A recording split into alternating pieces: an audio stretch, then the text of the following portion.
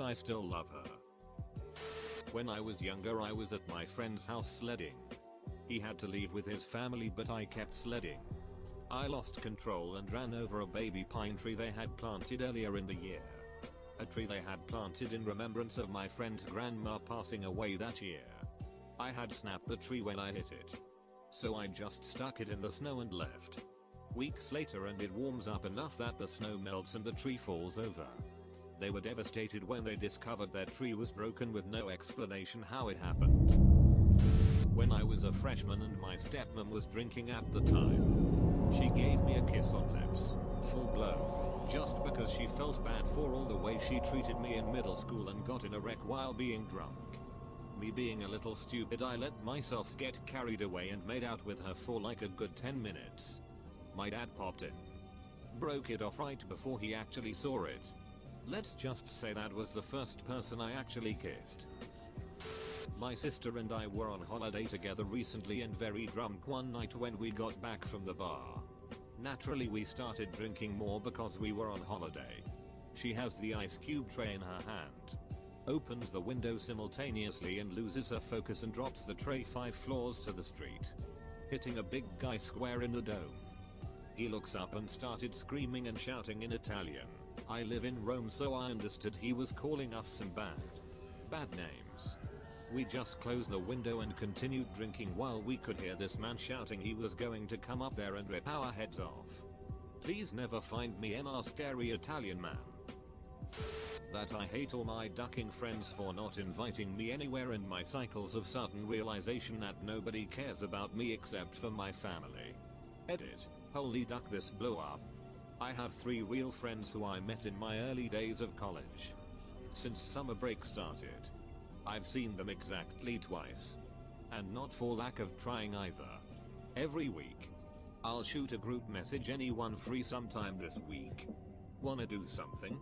Never do. At this point I've withdrawn so much that I just play games and work. I've been lucky enough, however, that I've met some good friends online. So that's good, I guess.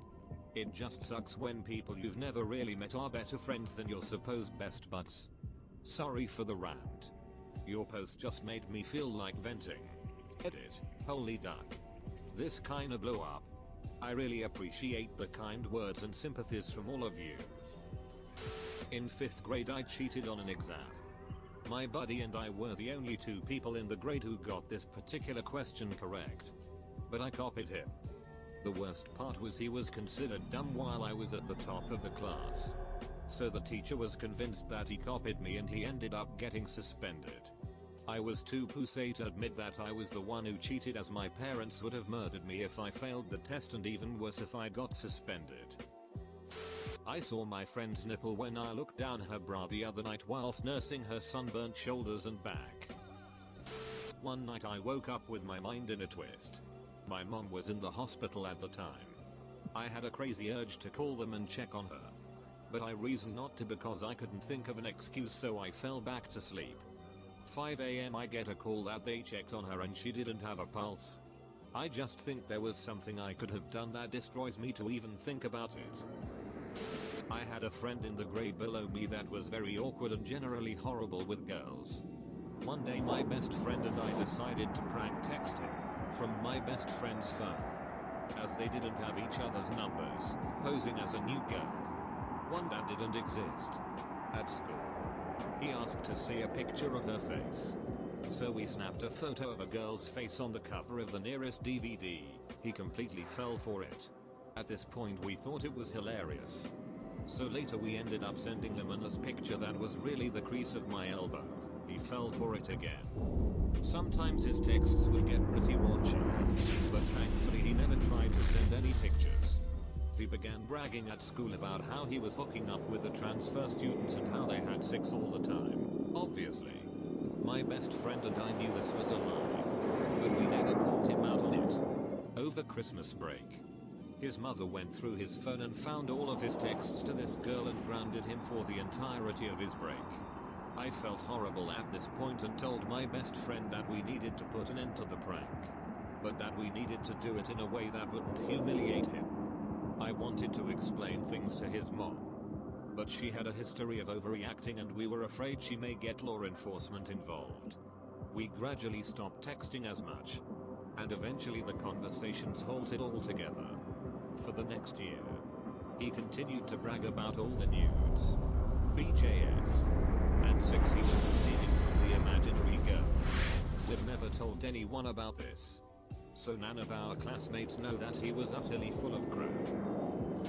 I always tell my wife how much I love her makeup that day. I wish she would stop wearing it, but it makes her happy, so I decide to lie. My GF way overdresses for many things.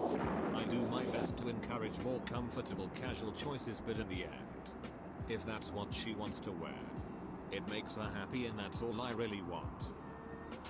One time in middle school, I asked to borrow my friend's pen for a moment to write something down. He was pulled out of the room for something a second later, and I just forgot that it was his pen. When he returned to the room, the teacher chewed him out for not having a pen on him. And I think he forgot that he gave it to me as well. I still feel guilty as duck about it. Plus side, I'm the godfather to his son now. I shall seek redemption in his time of need. The only reason I married my first wife was based completely on a lie. We were taking some time apart because she realized she still had feelings for an ex. I knew the relationship wouldn't really work long term. We were young and too different, but the thought of that rejection was too much for my egotistical mind to bear. I was driving and crying one night and ditched my car on a country road, my face slamming into the steering wheel in the process. I instantly had a huge bruise. And when I saw her next, I told her someone walked up to me and hit me in the face while telling me to stay away from her. She bought it, and we got back together. I later proposed to her because, and I quote my internal monologue, if I were willing to lie like that, I probably loved her. She cheated again, emptied our accounts and vanished. After she left, I was destroyed and sank into a decade-long depression. Became an alcoholic and basically tried to suicide via poor choices. I sort of deserved that Dear Big C letter and have no idea how to reconcile that fact with myself. When I was 10, I walked in on my mom and stepfather having sex. Standing up. Their backs were toward the door, so I just quietly backed out and never said a word about it. That was 40 years ago. My dad was having a heart attack in front of me and my mother.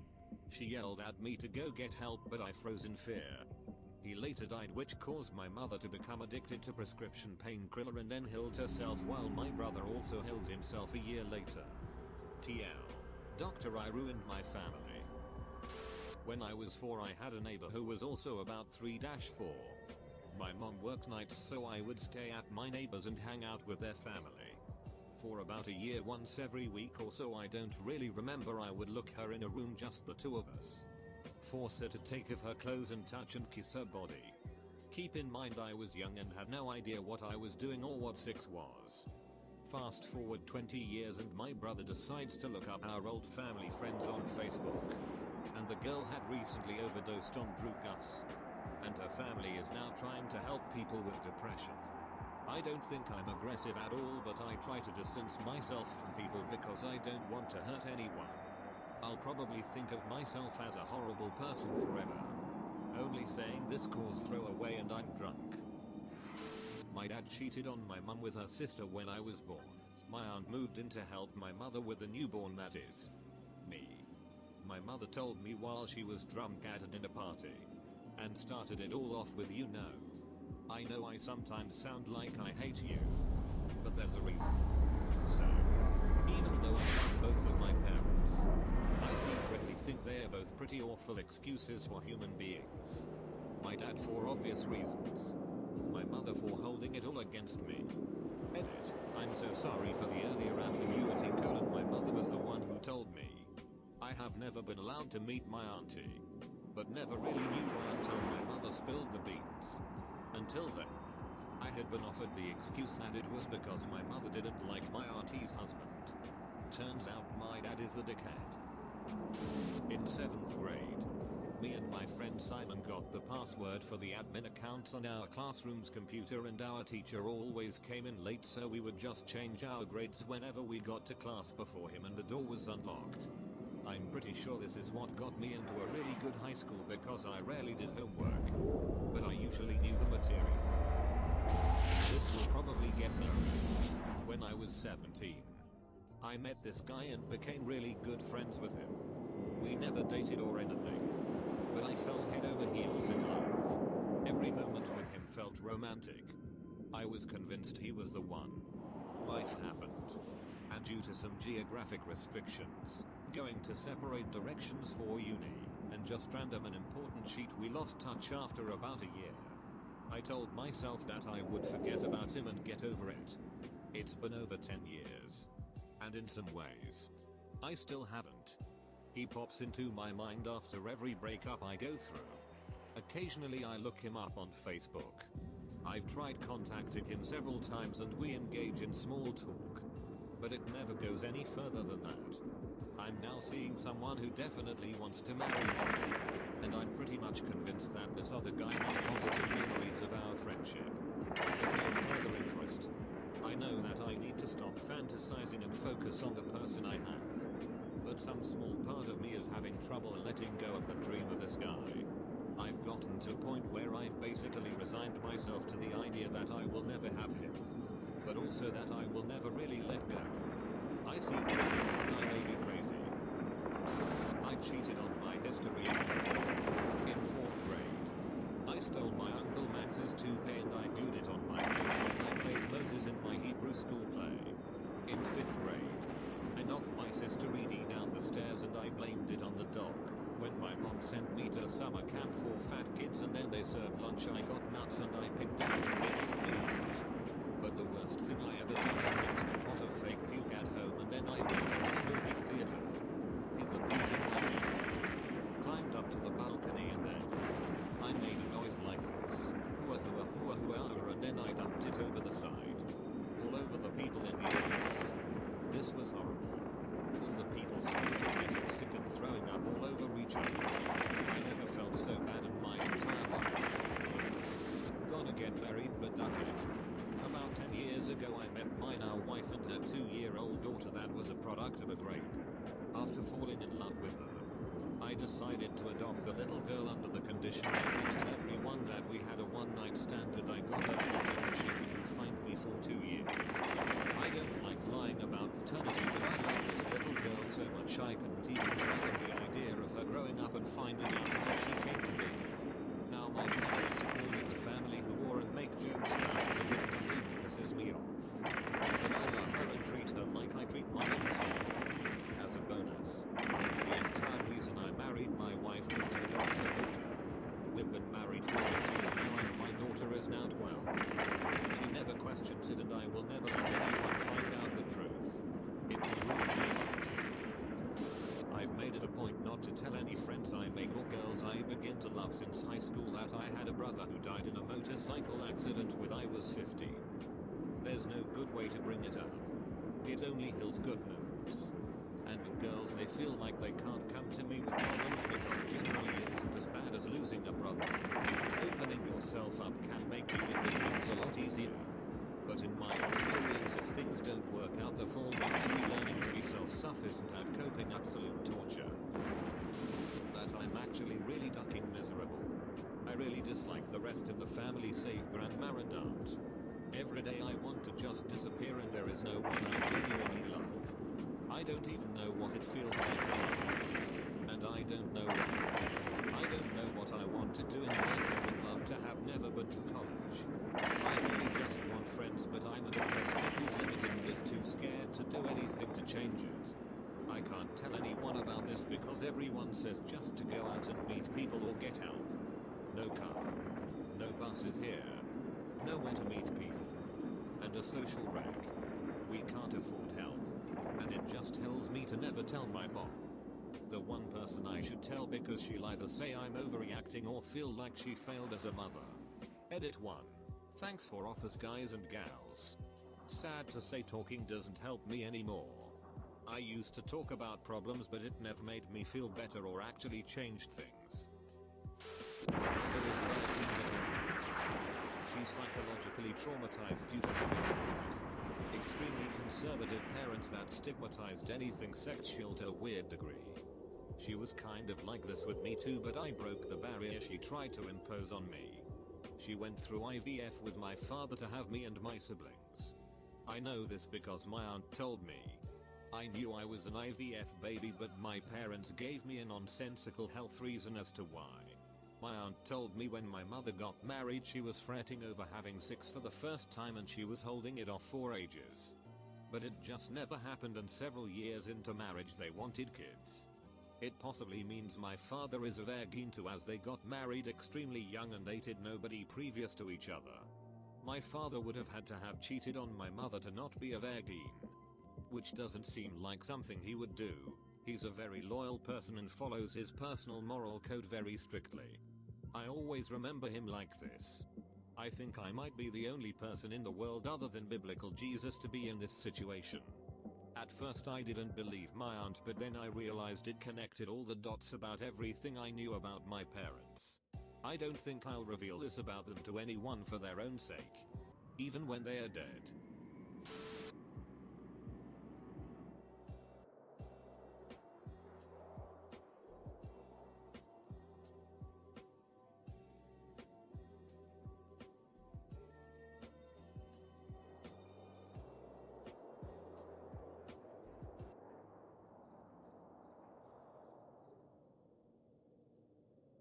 What is the best way you've seen a guy hit on a girl? I was at a party. Everyone has been enjoying adult beverages very responsibly. This girl starts spouting off loudly. Double quote. Why is SX over when the guy gets off? SX should be over when the girl gets off. And this smooth older guy goes. Double quote. See, that wouldn't work for me. Double quote. Why not? Dot. Because then SX would be over way too quickly. She gets this big banana grin and he proceeds to drink his beer like he didn't know it was a joke. When I left the party they were still talking. Watched a guy fall down skiing on the steepest part of a run and he could not stop. Skis. Poles. Hat and gloves go flying. As he is rolling and sliding I notice he's about to do a bowling ball slam into a girl standing at the bottom. He spreads out his arms and legs and manages to stop, but lying face up. Feet uphill, and she is just looking down at him like WTF. He says, I've been trying to meet you all day. Get a buddy real drunk and tell him to hit on a girl. When he blows it we swoop in and apologize for our drunk friend. Buy him a drink if required to. And boom. In there like Swindler. Works 90% of the time. All the time. Met a gorgeous girl early at the beginning of a night party. A few minutes before midnight. I saw her again. And she gave me a frustrated frown. Double quote. Is something wrong? I asked. Double quote. Last New Year's I didn't have anyone to kiss at midnight. And I was really hoping this year would be different. Guess not. I had been drinking. But not so much as to miss an opening like that. Took her in my arms and kissed her up to and through the countdown. At the time it all seemed very spontaneous. But later I learned she had been practicing that line for over an hour. Anyway. This August will be our 20th anniversary. EHH. This story is about me. Was at a party. Talked to this tall thin redhead for not even 2 minutes. Cops show up and shut the party down. Her friend asks her if she is coming home with her that night. So I interrupt her and say, we were just talking and she's actually coming home with me tonight. Her friend turns to her and asks, oh, you're going home with him then? She looks at me and nonchalantly says, looks like I am. Never in a million years did I expect that to work. Then we went to my place and did things. Edit. Oh my frick, this blew up. At a fancy party. I was in heels and a little drunk. Stumbled down the last few stairs on the staircase. Nothing serious. Smartly dressed guy rushes over. Helps me to my feet. Once I'm back to my vertical self. He takes my hand. Looks me dead in the eye and says, I'm sorry. I should have been there to catch you. Panties dropped all the way to China, I swear. Edit. For those asking what happened in the end. It was a work party and I had to catch my ride home. Shortly after I was fired and, sadly, never saw him again. I've seen a lot of one-liners fail in the past. But just a week ago I saw a 13-year-old boy pull one off flawlessly. There happened to be 2 sets of kids where I work. All about the same age. 11-13 years old. The girls had walked past where the boys were sitting to go to the restroom. Obviously the girls going all together. On their way back a brave boy asked one of the girls to help him. Curious, she asked how. He asked her what type of phone she had because his was broken and he didn't know how to fix it. So she went over and was looking at it, and after not finding anything she asked what was wrong with it. Double quote. It's broken because it doesn't have your number in it. The girl's dad happened to be passing by at the time and he was laughing so hard I thought he was going to put his daughter's number in the kid's phone for her. Once walked up to a girl and said I owed her an apology. Could I take her out to dinner to apologize? Naturally, having never seen me before, she asked why. Double quote. I should have asked earlier. Didn't work. But I got a giggle and a blush. One of my close friends and I were playing pool in our dorm commons when this knockout brunette sat down with a few of her friends. Me and my friend both noticed she was glancing at him, but we continued to play pool. A half hour or so goes by and I asked him what he was doing the following day at 6, when I finished class. He turns and smiles at her before telling me whatever she is doing at 6 inches. Her jaw dropped and she started giggling. They dated for nearly a year after that. It was the smoothest thing I have ever seen to date. I had a friend back in university who was socially behind the curve. He would come off as creepy or just too abnormal, I guess. It made girls uneasy. But he was a decent, fun guy. Anyhow, he had a huge crush on this girl I was lab partners with, and I know she's single etc, so I'm just coaching the guy to approach it halfway normally. I say next time he's with me and she's around, I'll just bring her into the conversation and just sort of flesh him out. Big him up a little. And in an hour when it's all a little more comfortable, I'll excuse myself for a minute and he can casually see if she wants to go out sometime. Later that day I'm at her house, finishing a report, and she gets a Facebook I'm on her laptop. It's him, and without prior conversation, almost ever, the IM says, "Your boobs are GR8.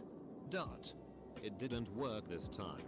I do admire his misguided courage, though. Best one I've seen. I was sitting at the bar with a buddy of mine and there was an attractive woman on the other side of him.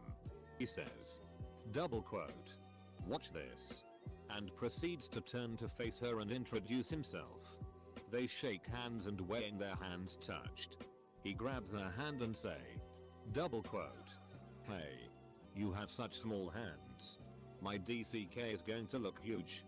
I had to put my head down on the bar because I was almost crying laughing and fully expecting him to get a good ol' slap for that one. Nope. She laughs. And they proceed to flirt it up. Still amazed that worked. Edit. Holy crap, this blew up. Yes, he is a handsome fella. But there's no way that should have worked. But God, was it ever hilarious. I was in high school and there was this substitute teacher that was downright gorgeous. Everything a teenage boy could dream for. Like straight out of one of those pornos you watch. So she's subbing my class one day and she says, double quote, "Ugh, I think I lost my phone. I can't find it." So quickly I go, double quote, "Oh, what's your number? I'll call it." Double quote, 943-555-73. OHH, you think you're slick or something? I was so close. Needless to say, I never had a chance. Phone number or not. I might be late to this party, but I have to admit it was probably myself. When I was 5 years old, I literally hit, with a stick, the cutest little girl I'd ever seen while playing in the park near her house. She ran home and told her dad, who read me the riot act. 12 years later I took her to senior prom. And another 11 years after that I married her. I was walking to class a couple months ago when I saw a guy and girl nearly bump into each other going through a tight doorway. They looked at one another and gave their respective awkward smiles. But then both tried to walk the same way around. Twice. They looked again at each other. When the guy put his hands on the girl's waist, picks her up, and slowly places her on the opposite side of himself. I had to walk past them at this point, but when I looked up she was staring at him and blushing. And I saw them talking outside after class and seemed to be hitting it off. My buddy saw a girl standing alone at the bar and happened to notice she was wearing a Star of David necklace. He walks up to her and says, double quote, "Hi. Are you here with someone or are you just waiting for your messiah?" She threw a drink in his face. I don't remember getting hit on very smoothly many times. One time I kinda remember.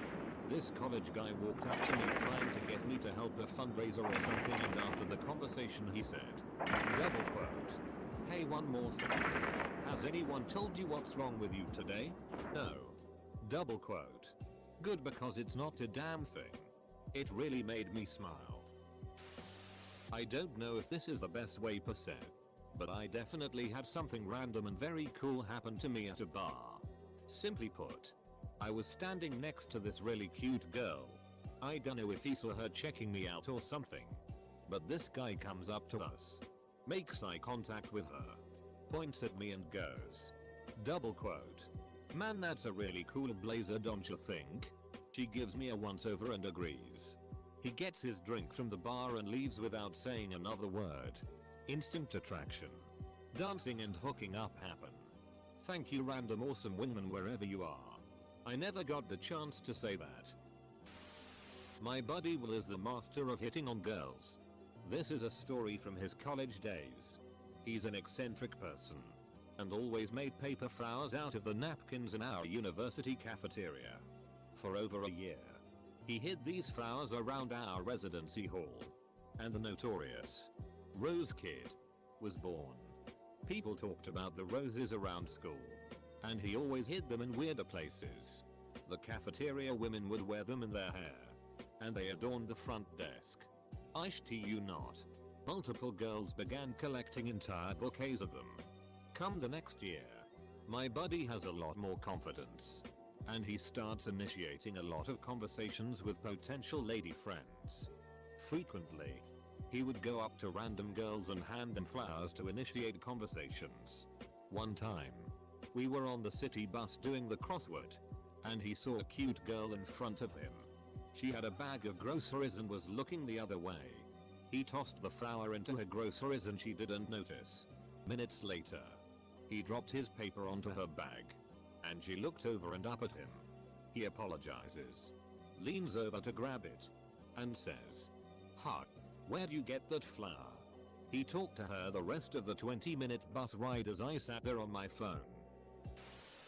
Back in my senior year, my buddy got really drunk at a club. Being the good friends that we are, we naturally convinced him that hitting on the two beautiful girls at the other side of the club would be the greatest idea ever. He agreed, and we told him that he should totally use this line. Double quote. "Have you ever ridden the Oriental Express? Would you like to? Ah, cute, how are cute." We were both Asian. The drunk motherfucker with a shitty-eating grin strolls up to the poor girls, grabbed both their hands and whispered into their ears. Both of them looked at each other in shock, then smiled and started talking to him. As the girl was whispering enthusiastically into his ear, my buddy puts a finger to her lips, turns around and walks back. Our jaws were on the floor. Double quote. What happened? He just goes, "I got hungry. Let's get some Mickey D's." The entire night we were like, "Oh cute, oh cute, oh cute, oh cute." Best cut down while being hit upon. My best bud was heavily flirting with this girl in a bar who completely wasn't interested in him. After putting up with him for far too long, she suddenly spins around, looks him dead in the eyes and asks quite loudly, double quote, "Do you remember your first BJ?" Being completely surprised by the question and having a dozen sets of eyes on him in the bar, he timidly replies, "Yes." She loudly asks, double quote, "Did you spit or swallow?" tail between his legs. He quietly got up from the bar stool, admitted defeat and crawled away in shame. My parents met when my mom was working at McDonald's in the drive-thru window. My dad pulled up and said, double quote, "Hey, this isn't what I ordered. I ordered a Big Mac, a fry, and a date with you." Somehow that worked and here I am. He went up to her and asked her if she had dropped some random item he had in his hand. Then proceeded to tell her a funny story and that was it done. I think he showed most guys in the club that you don't need to instantly comment on a woman's physical appearance or grab her bum to win her over. My friend and this girl were talking. Girl tells the guy his joke was shitty. Guy replies saying she looks like shitty and immediately follows up with, "See? Now we've both lied and we just look stupid." At a swimming party during summer break, one girl didn't know how to swim. But my friend took her by the hands into the pool. And next thing, he was holding her in his arms, the smoothest, nicest way. All of us noticed that they made a natural couple, as if it were meant to be. My now husband had a bad reputation in college. The mutual friends through which we met called him Woman Poison, because he was known for moving from lady to lady. Although I was interested in him, I only pursued serious relationships and turned him down for months. It wasn't that hard, since I lived 2 hours away and had a career to focus on. One weekend, I heard a knock on my door and on my doorstep was a book he and I had discussed the last time we saw each other. He had driven 2 hours and was about to drive 2 hours back just to leave me a physical copy of something we had talked about. It totally won me over, signifying that he was willing to put time into the relationship. We dated 6 years, have been married for 4 and have a 1-year-old son. I was at a party. The rogue ping pong ball from a game of beer pong rolled into my vicinity. The guy playing came over and asked a female friend of mine if she could pick it up for him, offering the explanation that he had hurt his back earlier. I gave him a look that said, "I'm onto you, but I respect the grind." Then he lifted up his shirt and said, "No, really?" And he had a cast around his torso. I like to think he had the foresight to plan it all out. But in all likelihood the guy probably just hurt his back and wanted to get back to his game. This past New Year's, my friend and I are at a club. My friend had been going around with the line, "I'm really shy. Wanna dance?" And he was failing gloriously. Now, this friend is usually a master with the ladies. So I pulled him aside and asked him what happened and to get it together.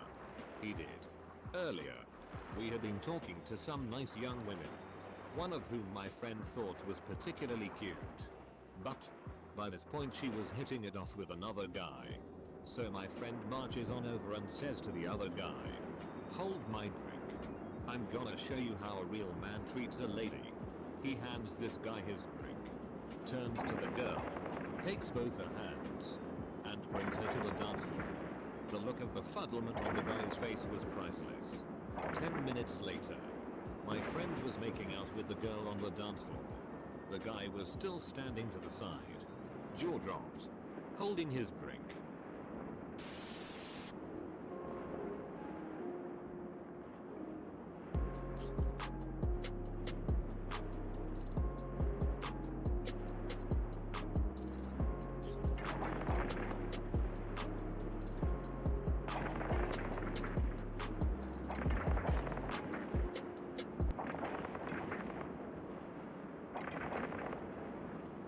NSFW. What's the accidentally hottest thing done by someone who wasn't intending to turn you on?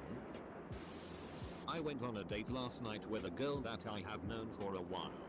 After dinner we go back to her house to watch a movie. She changed out of her pants into shorts. When she comes back down the stairs, she apologizes for looking like a nerd because she had knee-high socks on under her pants and didn't change them. POW.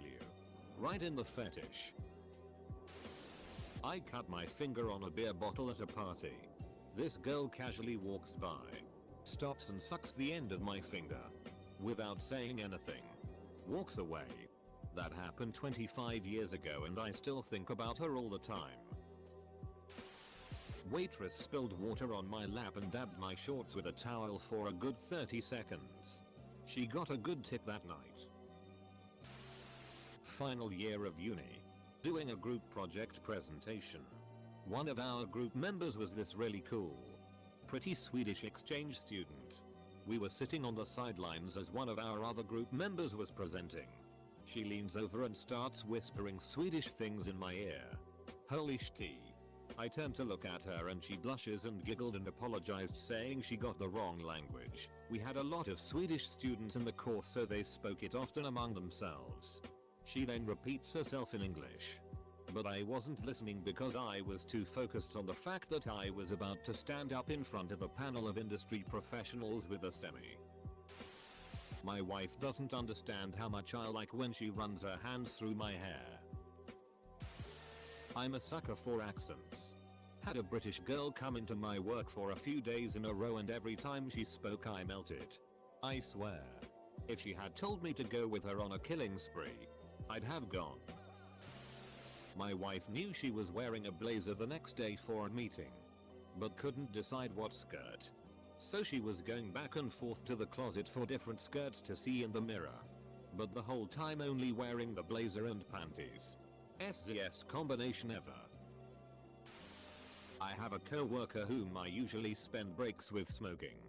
We were outside last week and she was ranting about some stupid tea that went down over in her side of the office. We work in different departments. Anyhow she ended up getting pretty upset, and while a result thought has never crossed my mind involving her before, there was something about the way she was yelling and the look on her face that for some reason made me want to take her right then and there. Can't explain it and haven't had a similar thought since. I couldn't even look at her, I just stammered, "I have to go," and went back inside. Unrelated but honorable mention. I used to be a nude model for art classes back when I was in school. One time a girl drew my DCK really nice. That was cool. This one time a girl accidentally touched my arm for a split second. It was exhilarating. I have only experienced the reverse of this.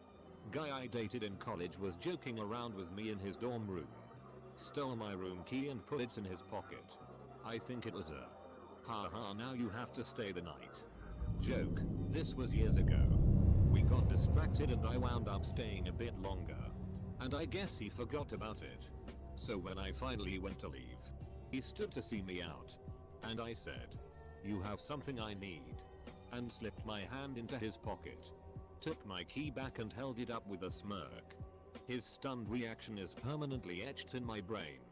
I guess since I was, and am, a nerd girl, and that was my first time, knowingly, inducing an instant boner. In any case, being a socially awkward nerd girl, I just laughed and said goodnight and left him to deal with it himself. Sorry guy. Oh grave a circumflex a diaresis. My co-worker laid his head on my lap on a long car trip home from the beach. Every minute or so he'd ever so slightly just twitch his fingers in a tiny caress of my knee. Oh my god. I work in a grocery store with lots of university-aged female cashiers and cash office staff. And a very lax stance on uniforms. Lots of yoga pants. A girl at work told me to kneel down and tie her shoe. I'm 6'4", and she's 5'7". I couldn't stand up immediately afterwards.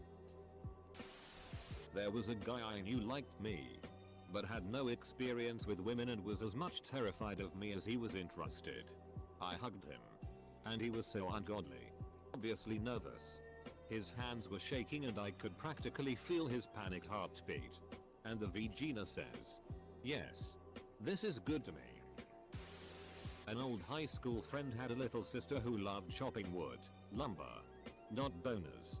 I went over to his house to help set up for a party and his sister was out splitting logs, again.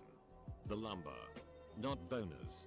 I don't know if it was the fact she was a 5'4", 90 blonde splitting wood, the lumber, not boners, in one strike, or just her getting sweaty, but I've never been so hard. Now it's a boner, not lumber, before. Was at work. And I had this co-worker who was pretty hot, but I had a boyfriend at the time, so I never pursued him. I was going to take out the trash, and with this freaking smirk on his face he told me, double quote, "Good girl." Sploosh. Right in the submissive fetish. Halloween party. Co-worker went a slave lair. At one point her boyfriend couldn't hear what she was saying, so he gently tugged on her chain to reel her in closer. Needless to say, it moved a little. Edit. Grammar. Gave me an absolute verbal smackdown. This was a bloke I knew in college, 16-18. And it was a long-standing pillar of our interaction to bicker and take the PSS. I'd been ribbing him about one thing or another, making the others around us laugh, when he causally laid out a quip that utterly blew any of my insults out of the water. It was just the way he did it, this lazy flick of sarcasm and wit, that had me both laughing in appreciation and inwardly screaming, "Take me now." I was at a neighborhood concert one time, and this girl was making her way up to the front while the masses of people were pushing and kicking each other. This very cute girl stopped to talk to me to see what's up, and at that moment, everyone decided to sandwich together. So my body was pressed against her tightly. She was directly in front of me, facing me, and she was pretty humorous too, because while we were literally face to face she said, "Nice weather we're having." Never saw her again, but I still think about her. When girls hear a compliment and are giddy yet confident at the same time. Usually a quick shrug, a giggle and a smile. I was hanging out with a female friend I had known for years. Never much sexual tension between us. She had just graduated and was spending her second to last night in her apartment before moving out across the country. Her best friend was hanging out with us, and we were all drinking and Skyping with her best friend's BF. I don't know what happened, but my friend and I got into an argument and started wrestling. Next thing I know, she's straddling me and we're both breathing heavily, and I'm obviously getting turned on. BFF and her boyfriend start joking about the situation, but it has suddenly gotten pretty warm in the room.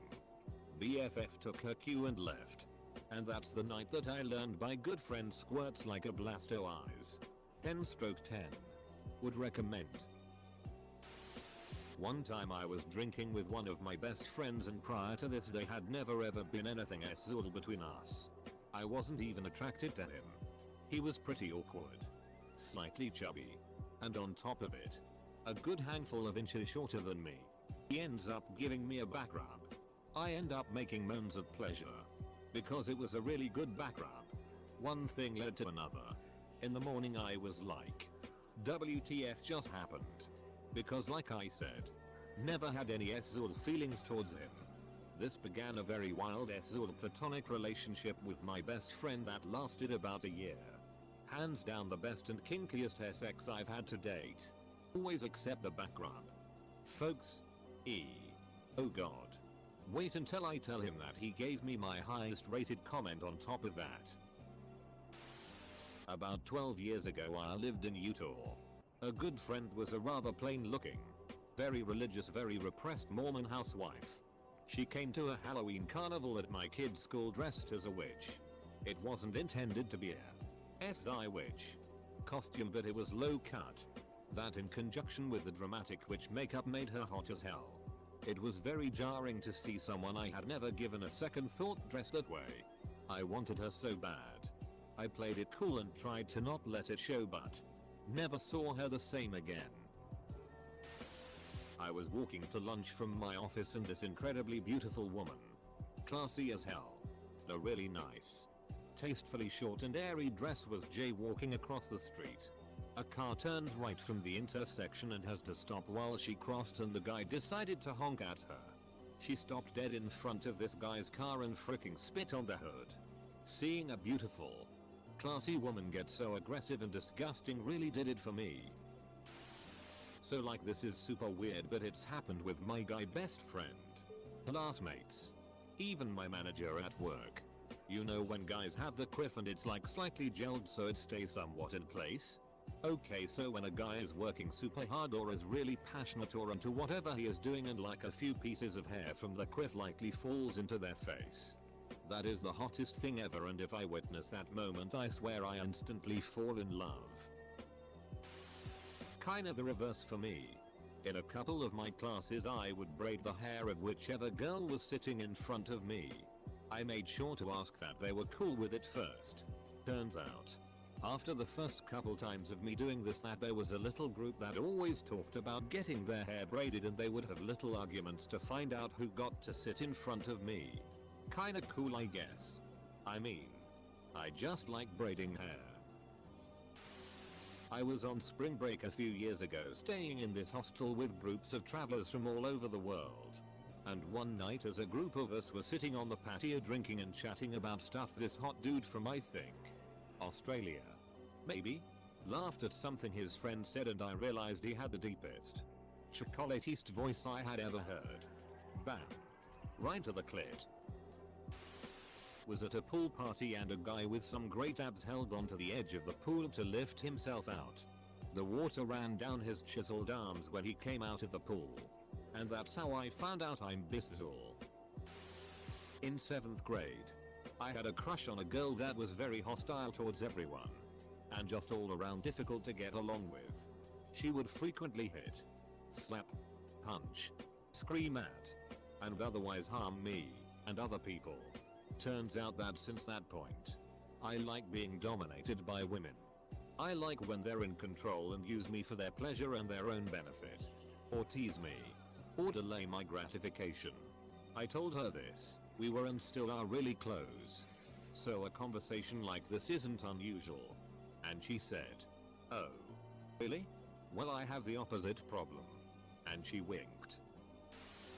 I was hanging out with a group of friends at the county fair one day a couple summers back, and I had accidentally got an awkward boner. Unfortunately, it was quite obvious. One of the girls I was hanging out with confronted me of my problem, and I tried denying this allegations.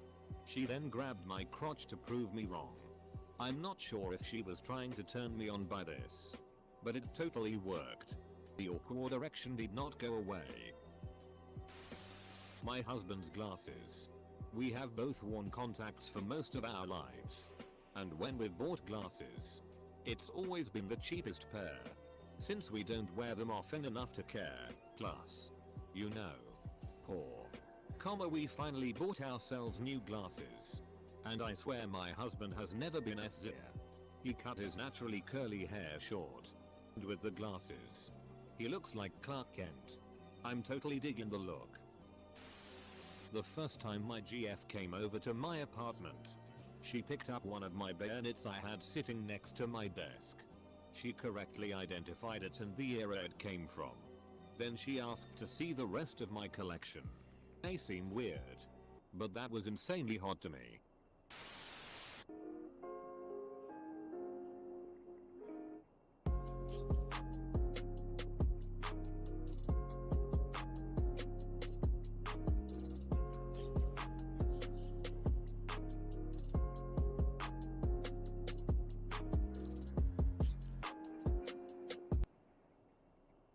Redditors dating a twin.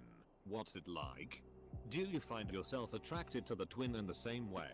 And if so, how does that affect the relationship? I dated a twin when I was in high school. She was pretty cute, but I was not at all attracted to her twin. I was friendly with her twin and we'd hang out at school sometimes and chat. But at the end of the day, the fact that he had a penis was kind of a deal breaker. I knew someone a while back who asked triplets out on dates. He asked out one and got rejected. So he asked the next one. She also declined him. So he went to go ask the third. However, he got them mixed up and asked the second one again, who said no again. Finally got around to the third and asked her on a date, where she also rejected him. That's the story of how a guy I knew got rejected by 3 sisters 4 times. I married one, and the other lives on the other side of the country. So the only times we really get to see her sister is on major holidays. It has messed with me maybe only twice in the 14 years of marriage. But yeah, she is hot and my wife knows. My soon-to-be wife is an identical twin. Her sister lived with us for a bit a couple of years back, which was interesting. They share each other's clothes, which has led to a couple of incidents, but they're understanding, haha. Their personalities are pretty different. And I'm pretty sure I've chosen the right one. Been together nearly 7 years. When I was 9, I was best friends with twins Xavier and Fabian. One time we were playing hide and seek and me and Fabian hid and ended up kissing. He automatically became my boyfriend because of childhood logic. Fabian let Xavier pretend to be him to kiss me. They thought I couldn't tell the difference between them. This went on for a really long time, and now that I think back on it, it must have been so weird for everyone around us because we were all so obviously in a weird three-way relationship that everyone refused to acknowledge. They look the same. They have different personalities. They are both unique. I would rail them both. My grandpa originally asked a girl out who was occupied, but her twin accepted. He married her and had 9 kids, lol. Him. Would you like to go out to a movie? Huh? Sure. Just let me finish washing the dishes. Hey. Where'd you go? I dated a twin in high school. They were almost totally identical. But to me, I always could tell them apart. Even on the phone when everyone else couldn't, I could somehow tell who was who. To me, they were totally different people. She eventually passed away from an eating disorder about 10 years ago, and I can't stand to see her twin since. I'm afraid too many bad memories would surface, as she was always the one that got away. In college, I dated an identical twin. They were inseparable and even lived in the same dorm room. They were both very attractive but seemed to have limited success when it came to men. Hence SCRPing the bottom of the barrel with me. A month or so and I found out why. Neither of them were very easy to read in an outgoing sort of way. And they were impossible to tell apart. When I would bump into one of them around campus, I wouldn't know if it was the one I was dating or not. They wouldn't really give any indication, so I found myself frozen in how I should be acting to them. They probably thought guys weren't interested in them at times, but it just became too confusing to choose the appropriate social response in situations where just one was there. Yes, I was attracted to both of them to answer the question, but they should move to different cities and they will likely have better success at carving their own path. I'm a twin. And it doesn't affect the relationship. But my girlfriend nearly didn't get with me because of it, cause she's scared that she'd get in the wrong bed if she was drunk. I told her that I have a much bigger DCK, so if that happens you'll know straight away. Not attracted to the twin. Partly because I find his personality a little obnoxious, but also my boyfriend has bigger arms and shoulders. Or freckles. And has dimples when he smiles, all of which I find more attractive. It doesn't affect the relationship. Except when we were first dating, I found it harder to tell them apart. I went to see my boyfriend at his house one night and knocked on the door. I thought it was his brother that opened the door. I said hey and went to walk inside, so when he pulled me on for a kiss I was like WTF. It was super early on, so he thought maybe he had been too handsy or something, and I just couldn't bring myself to say sorry. Thought you were your brother. My wife is a twin. They are identical. But I refer to them as Arnold and Danny from the movie Twins. My wife is the Arnold. She did swimming in high school and to this day still has a more muscular physique. Her sister is much skinnier but has so many health problems. Add to that, they have much different personalities. So I married the better twin and just don't have that much attraction to her sister. I mean, they are still identical. To say I didn't find her at all attractive would be a lie. That said, the first time I accidentally said that my wife was the better twin, my wife was ecstatic. I think that in her opinion that is the sweetest thing I have ever told her. My sister's husband has an identical twin. They were all best friends in college. She never had an issue with that. In fact, when you end up knowing them for so long, you can definitely tell them apart. Even I can tell them apart. Both brothers are married with kids. And they are all just a really close family. I got caught fricking my ex-girlfriend's twin. She hasn't spoken to me or her brother since. My wife is a fraternal twin. Her sister is decently hot. They both tend to roll their eyes at me a lot when I suggest threesomes. I'm like, Super close to wearing them down though. I'm pretty sure. Only twin story I have is about identical twin brothers who hated each other and dated the same girl at various points. The one she was currently dating freaked out because he found out we were hanging out with his brother. I had no idea about their relationship. Brother she was currently dating kicked in the app door with a knife to kill the twin. We locked ourselves in the bedroom and called the police. It was freaking crazy. Years later, I bumped into her little brother. Apparently she married the one who pulled the knife. I've been dating an identical twin for a while. I think my BF is super hot. So I guess his brother objectively is too. But their personalities are different. So it's not something I ever think about. Because I'm only in love with the one. It is a little weird though. Their voices are the same, so sometimes when they're together I hear his bro talking and expect it to be him. I dated a twin briefly in college. Nothing ever came of it. Then her sister started flirting with me. I figured. Double quote. Nah, that would be creepy to ask her out. So never did anything about it. Years later, I'm talking to someone who used to be their roommate. He tells me they used to share boyfriends. Partman. Damn it. Cartman.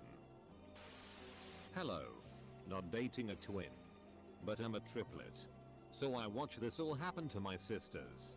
We look ridiculously similar even now as adults, though my sister now has dyed her hair blonde, so I'm sure that will stop some confusion.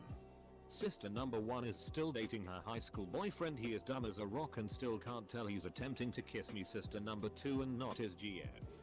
He regularly calls us by his GF's name. And can't seem to figure out that I wear glasses and neither of my sisters do. However, they've been together 4 years and still seem to like each other. So I guess it's working for them. Sister number 2 now dates around. I have been asked out as her too many times to count. Sometimes I'll let them know they've got the wrong girl. And sometimes I just tell them I'll get back to them. I'm a twin who is married. I've asked my wife this. A little background. Me and my brother are mirror image twins, which means we are completely different people but just look the same. She hates my brother. Can't stand him. He's a womanizing, manipulative control freak. The exact kind of person she hates the most. She also says she's not physically attracted to him because he is a long-time heavy drug user and he is starting to show it physically. I dated a girl in college with an identical twin sister. They would visit each other a lot and tow the BFs along, so I got to notice their differences clearly after a while. That said, their attitudes and personalities were pretty alike. So I could just as easily have dated the twin. My GF asked me if I was attracted to her sister too, and I was truthful and said yes. She was just fine with it, seemed happy even. Her twin was and is a huge part of her life. My older brothers are twins. One of them was married and the other was not. However, they are very close and they went to school together, so my brother's wife knew him very well. My brother's wife had to have a procedure done under anesthesia. And for some reason her husband couldn't pick her up. So his twin picked her up from the doctor's office. Well, in her silly state she was convinced that the twin that picked her up was her husband. And was very upset when he would not kiss her, etc. He got her back to her apartment where she was inconsolable until her husband came home. He tried to console her but she was convinced that he was a twin. So she had them switched and was freaking out. Eventually they got her to go to sleep and when she woke up it was all sorted out. I have a twin brother. My ex-GF from years ago slept with him to get revenge on me.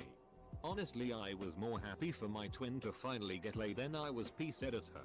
I'm just glad he realized extremely quickly she's batch T nuts. If you're with a Megan with an H, they crazy.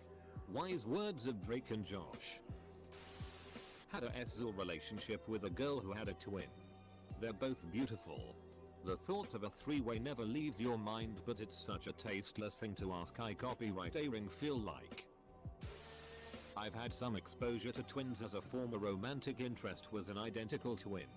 Also, my Bill is an identical twin. While they're extremely similar, They are also so radically different from each other that I can understand how a person can find one attractive while the other not. Getting to know them, you'll learn how much of an individual they are, from looks to sense of humor, temperament, intelligence, interests, and so on. Currently engaged to a twin. They aren't identical, but look quite similar. The other twin was actually into me shortly before I started dating his brother.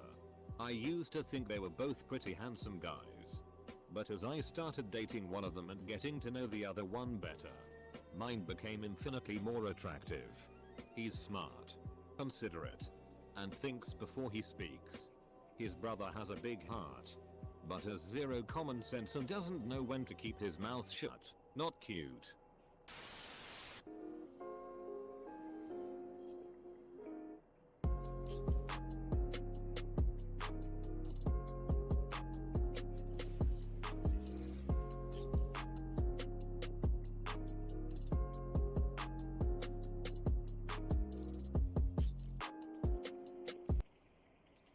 Guys, what is the most awkward thing a girl has ever said to you? Once, after a lonely and drunk night at the bar in which I went home alone, I made an OKCupid account. I made my profile picture one of my cuddling with a baby elephant. Then passed the frick out. I awoke to a raging hangover and a message in my inbox from a very large woman who had written out a list of sort of things she wanted to do to me, including, but not limited to, double quote, sticking that elephant's nose up my ass like a muppet and blowing air out my mouth like a foghorn. I deleted the account. I don't need smart, handsome or funny man. I just need you. That's okay. I like the date down too. She told me that she didn't like cats, and that I had to choose between her spending the night or keeping my cat. As attractive as she was, the cat stayed. She left. You're pretty alright for a black guy. It never gets old. I had a girl in high school tell me that no one would date me because I am too much like a puppy. And no one wants to frick a puppy. Which would be hurtful and not that weird, except that she then followed it up with, but I frick puppies. Have you thought about getting a nose job? Asterisk. Have you thought about walking home? I was trying to think of what a nose job could be, but I remembered there's plastic surgery. The internet has ruined me. I dated a woman for about a month. One day we are sitting on my couch making out. He says, double quote, I am not attracted to you. I'm sorry. I ended up losing 125 pounds after that, but it still hurt like hell.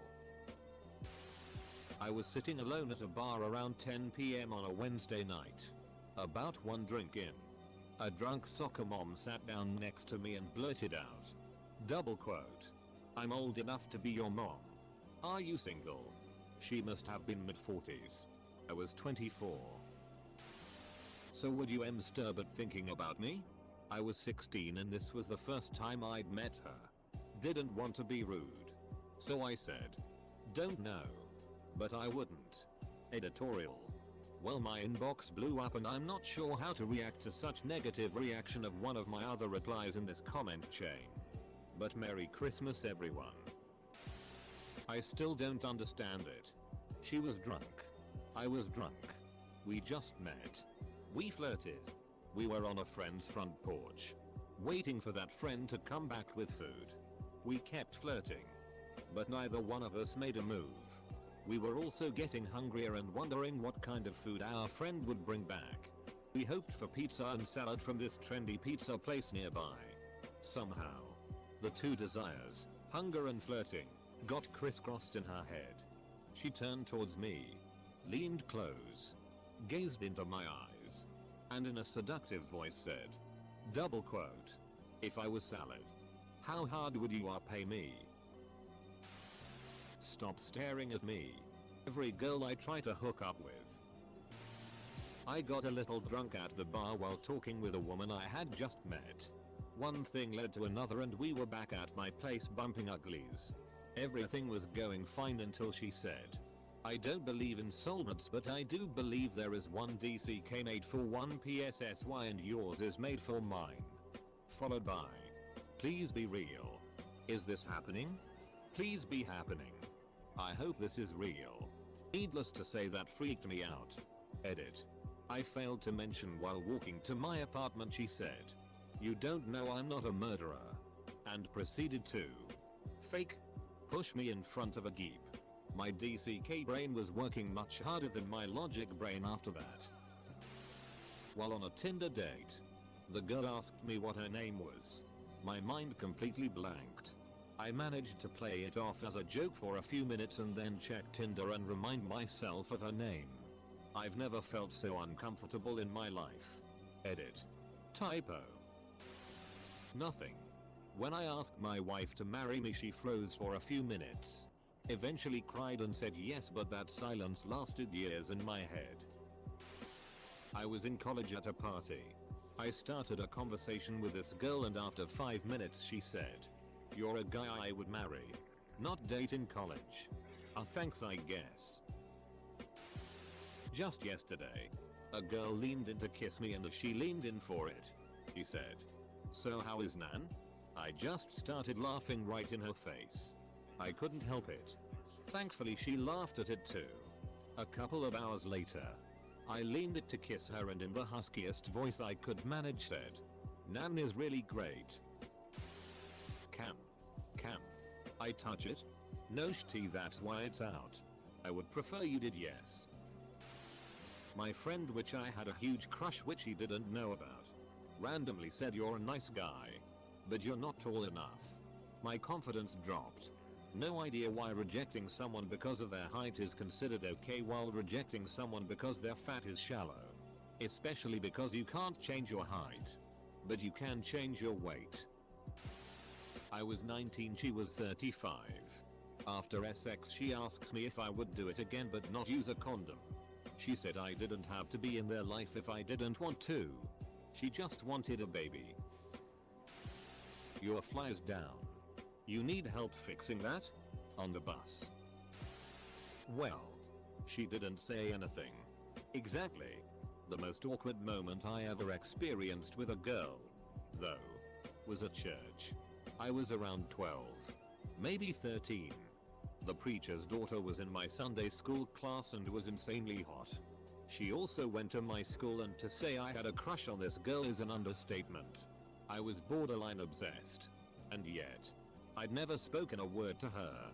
Now, for whatever reason, was wearing a relatively short skirt that day with pantyhose. I staring off into space, and at one point I was looking down at the ground between her feet. I thought to myself, she probably would think I was trying to look up her dress if she noticed the placement of my head. Just in that moment I moved my gaze up to see her staring at me, directly at me. Disgusted, she scowled and then pushed her knees together so that her vulva would no longer be visible. Before you ask, yes, I am lying. I was looking up her dress. And yes, I saw exactly what I was looking for. I apologize for betraying your trust. And I apologized to her for betraying hers. I'm at the movies with my girlfriend. Standing out in the lobby. Another girl that I knew from years ago in school spots me from the distance and approaches us as she exclaims, double quote, "Oh my god. My name. Is that you?" I respond.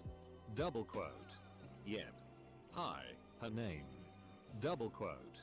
Is that your girlfriend? Double quote. Yep. Double quote. You're still awkward. She then runs off to her movie and my girlfriend starts cracking up. Apparently she agreed. I was in the pool with my co-workers, lifeguard, and we were having chicken fights. One girl says to another girl, double quote, "Hey, get on Mr. Buzz's shoulders. He's tall." She responds, double quote, "Him.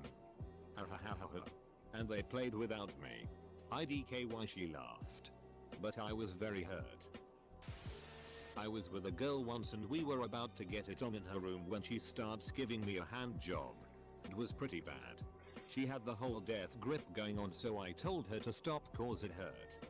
To which she replied, "But that's how my brother likes it." Needless to say, I grabbed my clothes and ran out the door. Hooked up with a girl and saw her out again at a bar a week later. We start flirting and go to my car to fool around. Not a minute into it she starts saying, "Adam, I love you. I love you, Adam." This was literally our second time together. And my name's not Adam. I was at Walmart with 3 of my soon-to-be roommates for college. We saw a cheap table, ones that are plastic that fold down. And because we are poor college kids, I mentioned that we should get it for our house. Out of nowhere, some girl turns the corner and yelled, "I can be Wild's table." Still not 100% sure what it meant, but it sure sounded like she wanted an orgy. I wear a spinal brace. This happened on Halloween. Double quote. I like that you're wearing that. Double quote. What? Double quote. I like that you're wearing that. Double quote. Do you know what it is? Double quote. No. But I like that you're wearing it. Double quote. Okay. Thanks. Her boyfriend came over to my table after a while and apologized, saying she was drunk and thought it was somehow related to Nintendo. Lol, she thought you were R.O.B. the robot. 7. Having a sonogram of the area between my balls and my thigh. They sent letter F 60 years old lady in there to do the sonogram. It was clear that doe had retired from somewhere and on back to school so that she could be letter F a cute a sonogram tech and look at advice all day. She was so mad letter FT she was going to have to sonogram doe 25 years old dude's balls.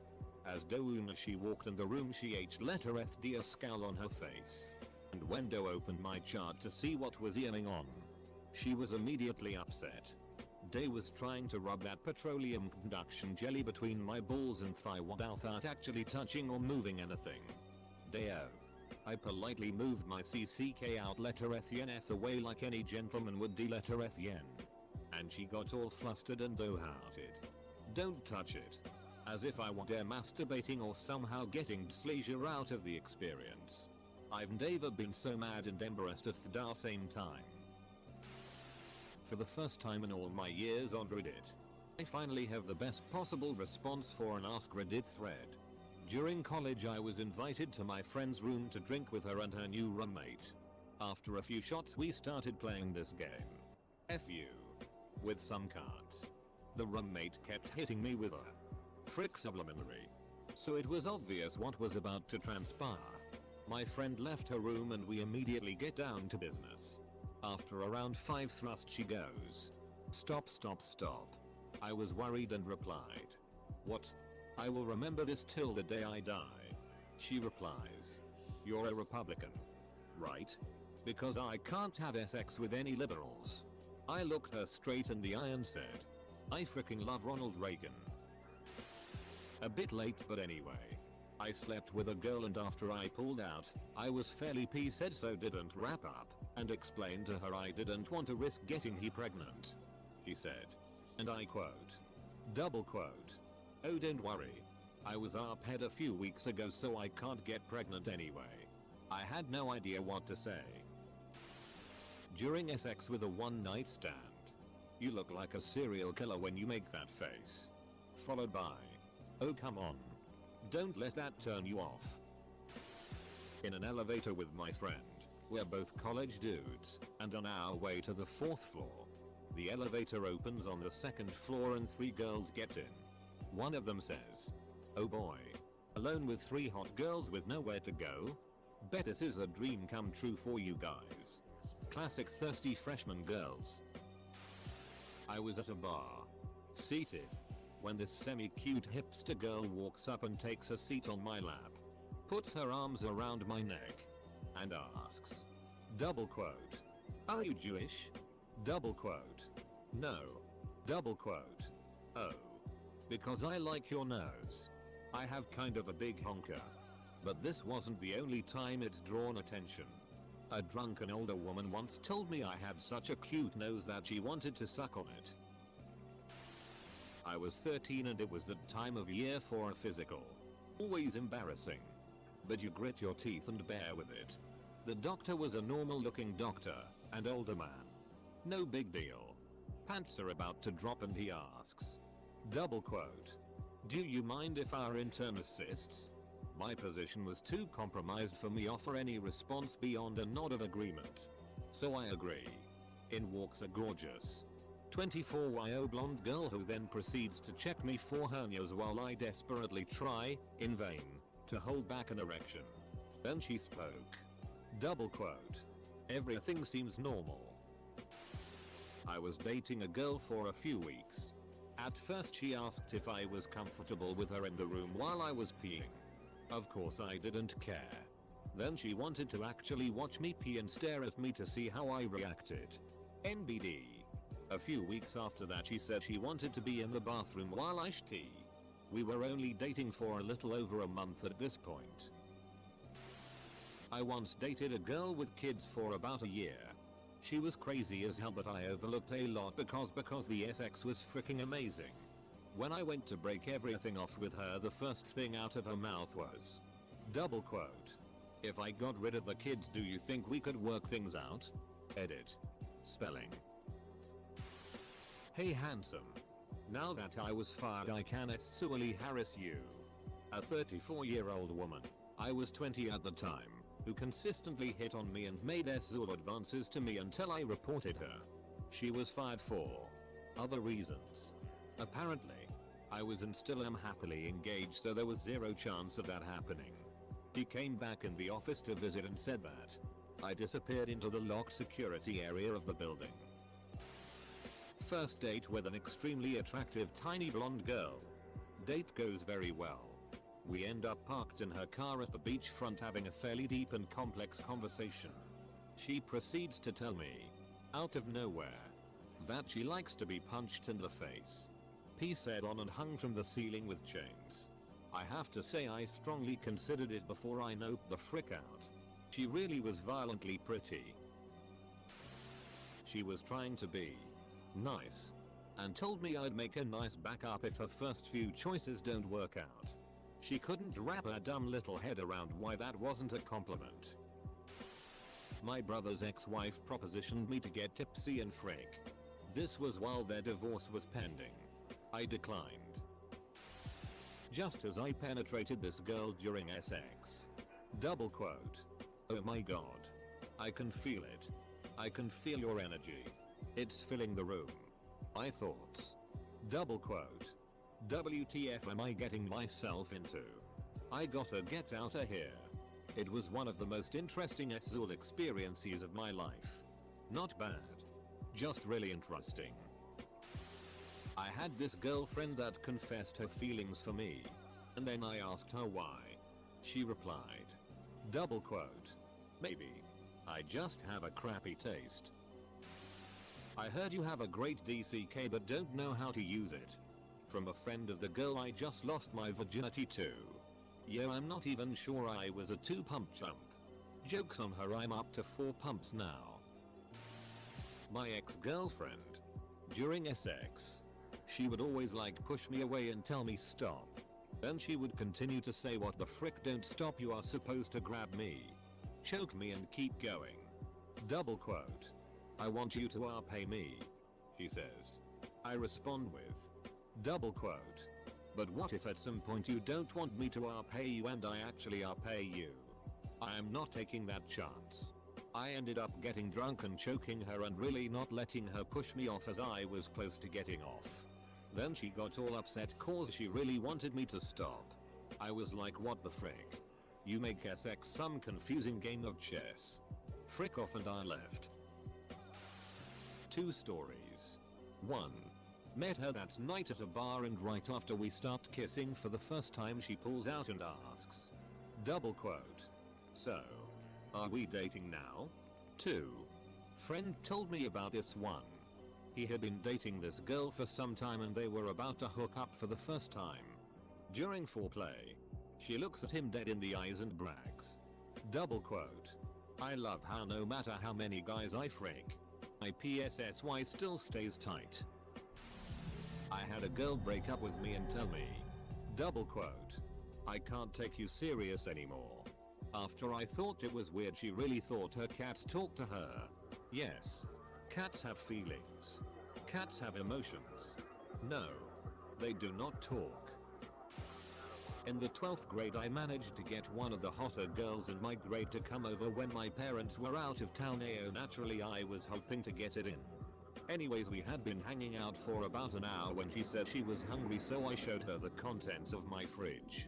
She got really excited that I had string cheese and then proceeded to sit on the kitchen floor and eat cheese. On the third cheese string I made a joke about something stupid and she laughed and let out the most earth-shaking fart I've ever heard in my life. It rippled with tremendous force on the kitchen floor tiles. I pretended not to hear it. That was awkward. We're married now.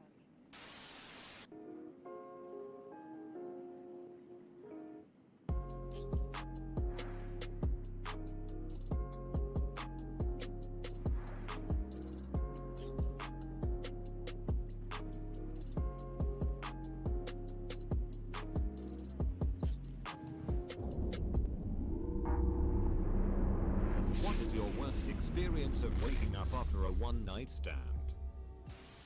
Woke up alone and naked in my bed. Figured dude left. No big deal. Suddenly had terrible, horrible, awful, intense stomach cramps. Got up to go to the bathroom. Had to run with my hand cupped under my ass to avoid getting shitty everywhere. Pro tip. Don't do this. Shitty gets everywhere anyways. No use getting it all over your hands too. Close bracket. Anyways, liquid tea exploded out of my ass for a good 15 minutes. Was sitting on the toilet, grateful dude had left and wasn't there to witness my horrible dreaded ass piecing episode. Got it all out. Took a shower. Went back to my room to find a huge brown puddle in my bed. We fell asleep spooning. Dude was the big spoon. Needless to say, we never spoke again. TL. DR. Probably shat on a dude in my sleep. He punched me in his sleep, which resulted in me having a pretty bad black eye for a couple days. We're friends though, so he's never heard the end of it.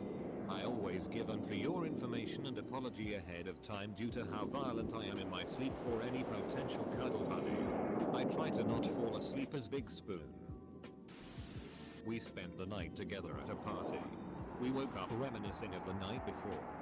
He walked to the gas station to get us drinks and snacks. I had bubble guts, so I farted one time. It smelled like death. He came back maybe 10 minutes later and it still reeked, and he started yelling about dog tea. Woke everyone in the house up. He still doesn't know it was me. She wanted me to stay for the night. I didn't want to, but I did. I woke up in the middle of the night and tried to sneak out just to find out the door was locked. She woke up and asked me where I was going. Double quote. Water was the only thing that came to mind. She walked with me to the kitchen, walked with me back to the room and locked the door again. I served in the US Navy, and on one of our visits to Singapore I met a girl at a club called Fire. I think that was the name. Woke up at her apartment in the morning. About 2 hours from the time my ship was set to depart after having spent all my cash the night before. No idea where I was and no idea how I would get back. As I was trying to figure out what I was going to do, one of the other guys from my ship called the girl. It turns out that they were friends and he saw me leave the club with her the night before. He had a taxi meet me at her place and got me back to the ship in time. I woke up to her wheelchair-bound husband pointing a gun to my face. Damn cougars. I woke up and went outside to call an Uber home after hooking up with this girl and going back to her house one night. Turns out her dad is an Uber driver. And guess who was his first customer of the day? Hands down the most awkward car ride I have ever experienced. The previous night was Valentine's Day. I had just been dumped by a long-term boyfriend. I was drunk in Walgreens looking at the flowers and chocolates thinking about my ex. I then decided it would be a good idea to buy him a balloon and some flowers and leave it outside his house. Because these are the kind of brilliant ideas I get while drinking. Got outside. Let go of the balloon and it flew away. Started crying.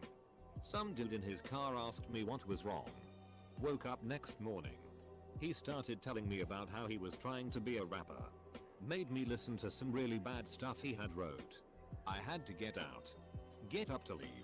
Tells me I have to wait until his grandma leaves the house to play bridge with her buddies. Because he lives with her since he can't afford to live on his own. I finally get to leave after a couple hours of extreme uncomfortable and awkward feelings of regret. As I walk out, I see his grandma had put the flowers I bought in a vase on the table. Waking up and being asked to leave. And then going outside to find my car was towed.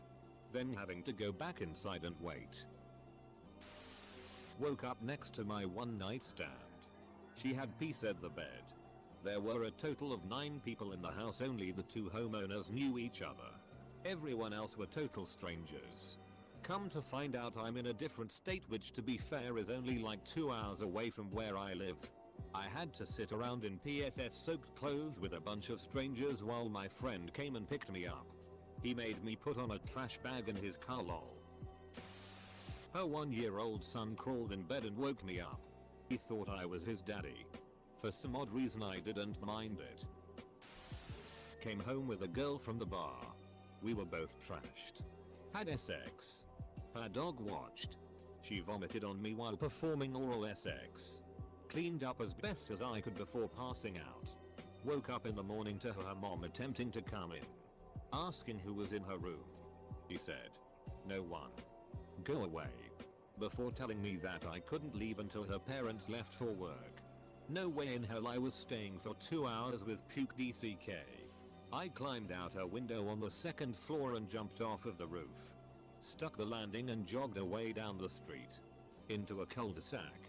Turned around to get out and her mom is on the front lawn in a bathrobe staring me down holding her morning coffee. Walked to a gas station where a friend picked me up. Edit. Oh. And I got chlamydia. TLDR. Took a puke-covered walk of shame past her mother. Woke up to a bunch of Snapchats of my penis from the girl I slept with. She put a couple of them on her story. I guess she did this when I was asleep. Edit. We were PSS drunk the night before. Like the chick was still next to me when I was checking the Snapchats. I woke her up and had her delete them. Wasn't anything malicious. Sex was good though. This girl's parents came home a couple days early and in the morning I was sleeping with her in her room with a couple alcohol bottles surrounded the bed with an ashtray filled with weed and a couple of roaches in there too. Well anyways. Parents came home and went upstairs. Was completely naked with no covers on and they just see my schlong just out in the open. I thought her dad was going to beat my ass. Probably the most awkward thing to ever happen to me. Not me, but happened to a friend. Drunk girl comes barging into his dorm room. Clearly not sure where she is. Yelling for some guy who doesn't live there and proceeds to fall asleep in my bro's bed. He proceeds to pick up his Game Boy and plays games all night until she wakes up the next morning very confused about what had happened. Oh, I've got this one. I posted it a while back, but here's the gist. Got insanely drunk at a hipster bar and met this cute little pixie chick. We went back to place. Double back beasted it. And passed out on her bed. Or what I thought was her bed. When I awoke the next morning, it became abundantly clear that she had absolutely no furniture in her room. Every surface, this includes bed and makeshift desk, is comprised solely of dirty clothes. Literal mountains of them. It didn't smell too bad, considering, but still wasn't pleasant. I sneaked out while she was burrowing deeper into the bed pile. I should also mention that I wear contacts, and didn't have my glasses with me. Turns out I drunkenly removed my contacts and flung them God knows where. So I then proceeded to very blindly, still drunkenly stumble to 5 miles back to my house. College.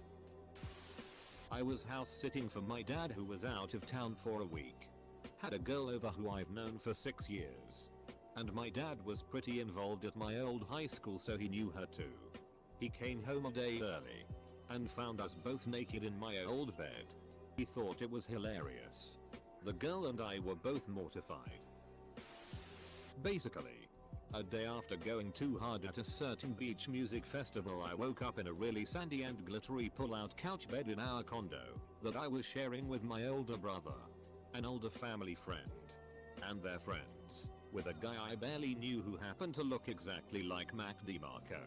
I was horrified because it all came in flashbacks. This very loud hallway bathroom of our condo SX encounter of the fourth kind. He drank like half a handle of our liquor, and I remember him peeing, throwing up at the same time after us doing the deed and then falling into the bathtub.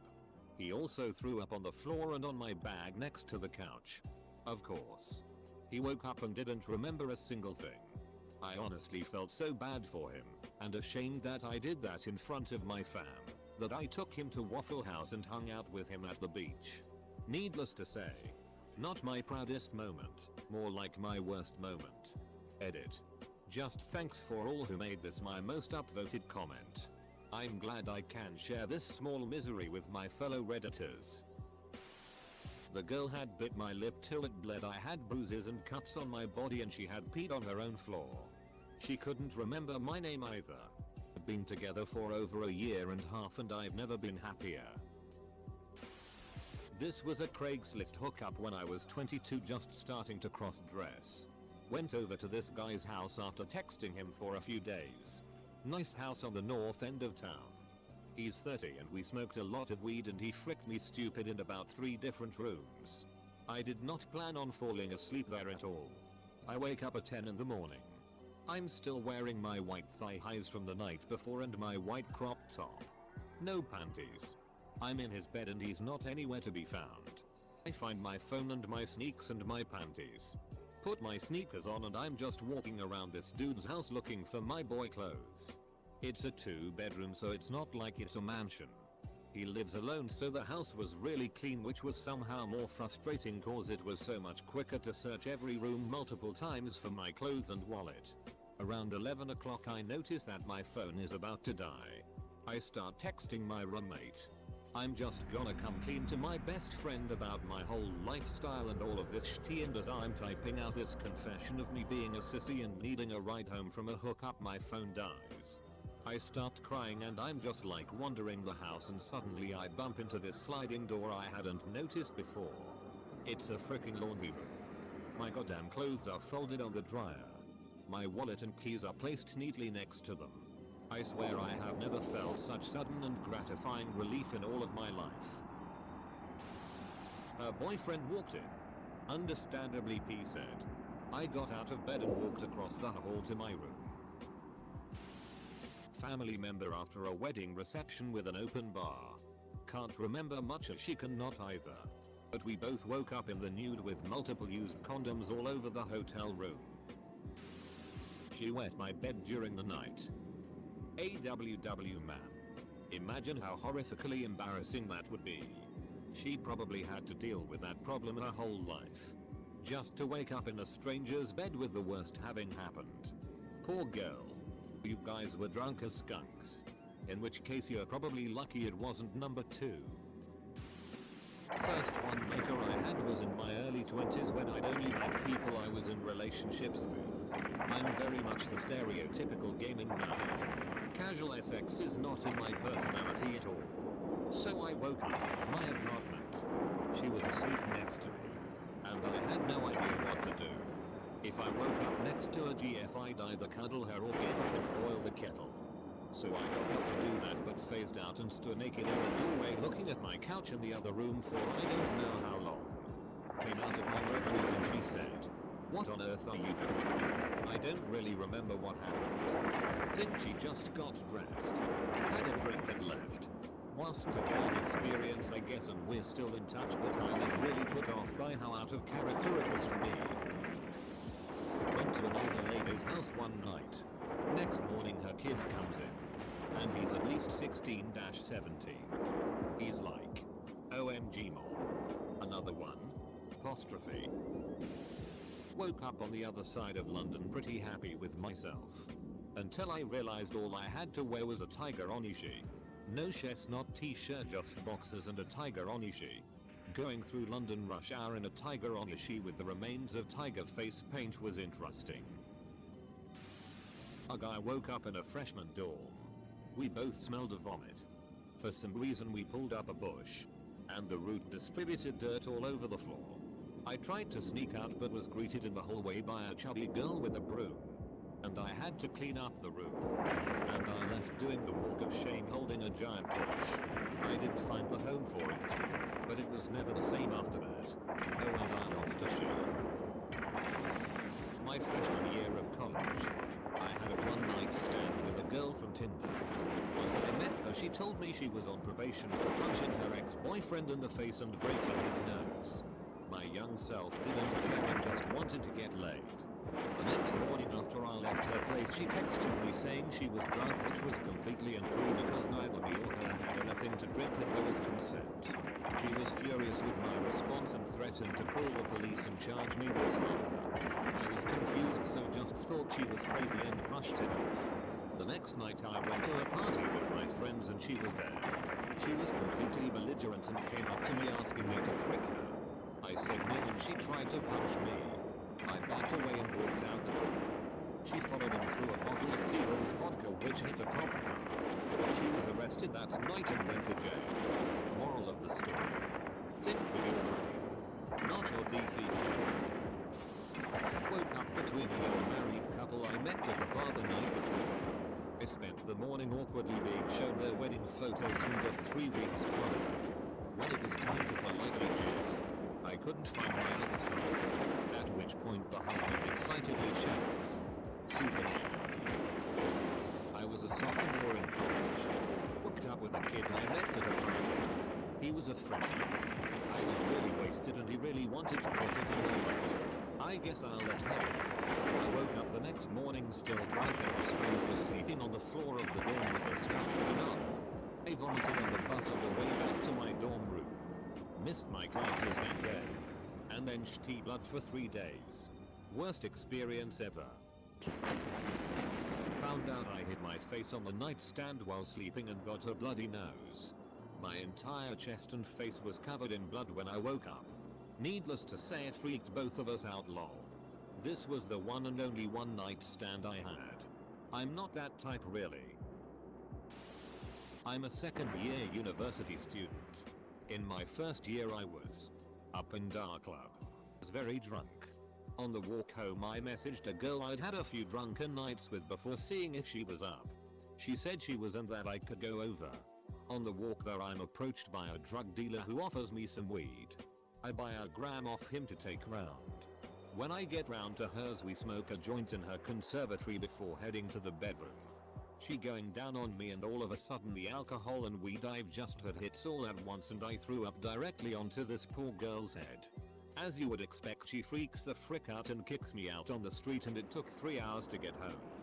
That would have been it had I not awoken the next morning realizing I didn't have my phone. So I had to walk back to this girl's house hanging out my ass and sheepishly ask for my phone back after throwing up on her the previous night. TLDR. Threw up on a girl's head while she was blowing me. Had to go back to her house the next morning and retrieve me phone which I'd left there. One night I was out grabbing some wings and beer with the boys and about 5 younger men join us later on. We get to talking and some sexual tension arises between me and 2 of them. Everyone else leaves, leaving me and these 2 men. I am over 50. Be leaning more towards men. And both of these young men are 21-ish. We close down the place and go back to my place. A pretty normal night ensued. But the real kicker comes the next morning. I find out that these 2 lads are my son's friends. TLDR. Spit roasted by 2 of my son's friends. We went to her house, did our thing, and went to sleep. Woke up next morning to a really heavy set kid in the doorway. I said hey and he starts laughing hysterically. It was her special needs lil bro. I woke up. She was gone but my friends busted in showing me pictures of the skanky looking chick with you not black teeth. Dude. This is the girl you fricked last night. The most aggressive shower ever taken followed. Never saw her again and never looked at her picture again. Don't know her name or where she lives. All I remember are those black teeth. And that's the last time I got PSS drunk without a trusted, experienced wingman.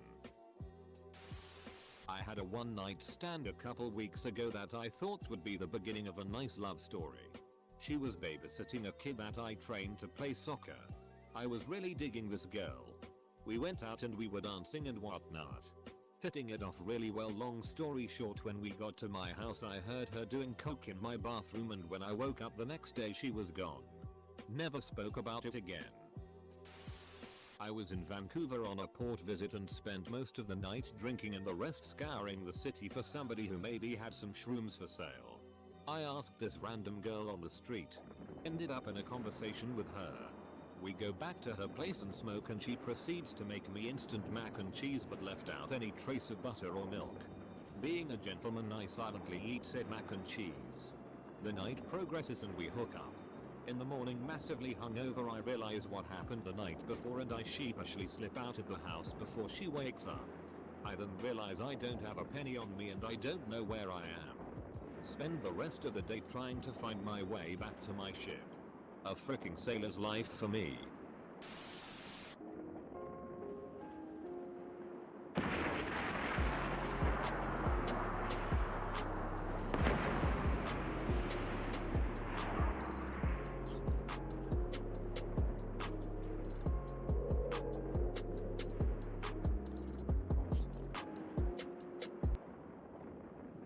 What is the darkest, most disgusting secret in your past? NSFW NSFL. One time in college I was drinking with friends who proceeded to shame me after I passed out in their company. Besides the usual stuff, like drawing on my face in permanent marker and pouring beer on me, they filled my ears with ketchup and mustard, and I think one of them peed on me. In any case, after talking to them the next day, I figured out it was mainly the work of two guys who were roommates. I laughed it off and pretended it didn't bother me, even though it took weeks to get all the shit out of my ears. So the day everyone left for our 3-week winter break, I urinated in a thin metal tray and put it in the freezer. After it froze, I emptied it to get a solid sheet of frozen PSS, and I slid it under their dorm room door. Fast forward 3 weeks, and their entire dorm room smelled like PSS. And I heard their carpet was technically alive. To make it even better, maintenance didn't get around to replacing the carpet for about a week after classes started up again. And the guys were charged damages. No one figured out how it was done, since the only people that had access to the dorm rooms were the RAs. I had a little 2 cm sticker photo I got printed out at the seaside. It was a picture of me smiling. I used to get completely naked and stick it on the head of my penis, flax it. I would then move my foreskin up and consume the picture. Once everything was set, I'd run out my room and find the first family member I could. They'd look at me and I'd shout, "Where was he?" Then they would respond in some fashion and I would reply, "Here he is," whilst furiously retracting my foreskin to expose the sticker.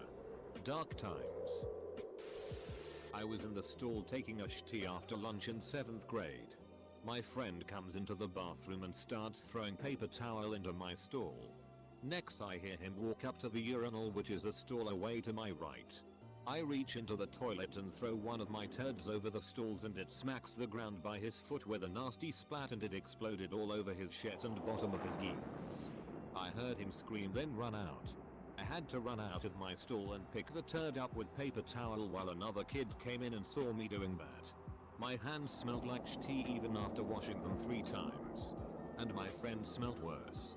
TLDR. Threw a turd at my friend.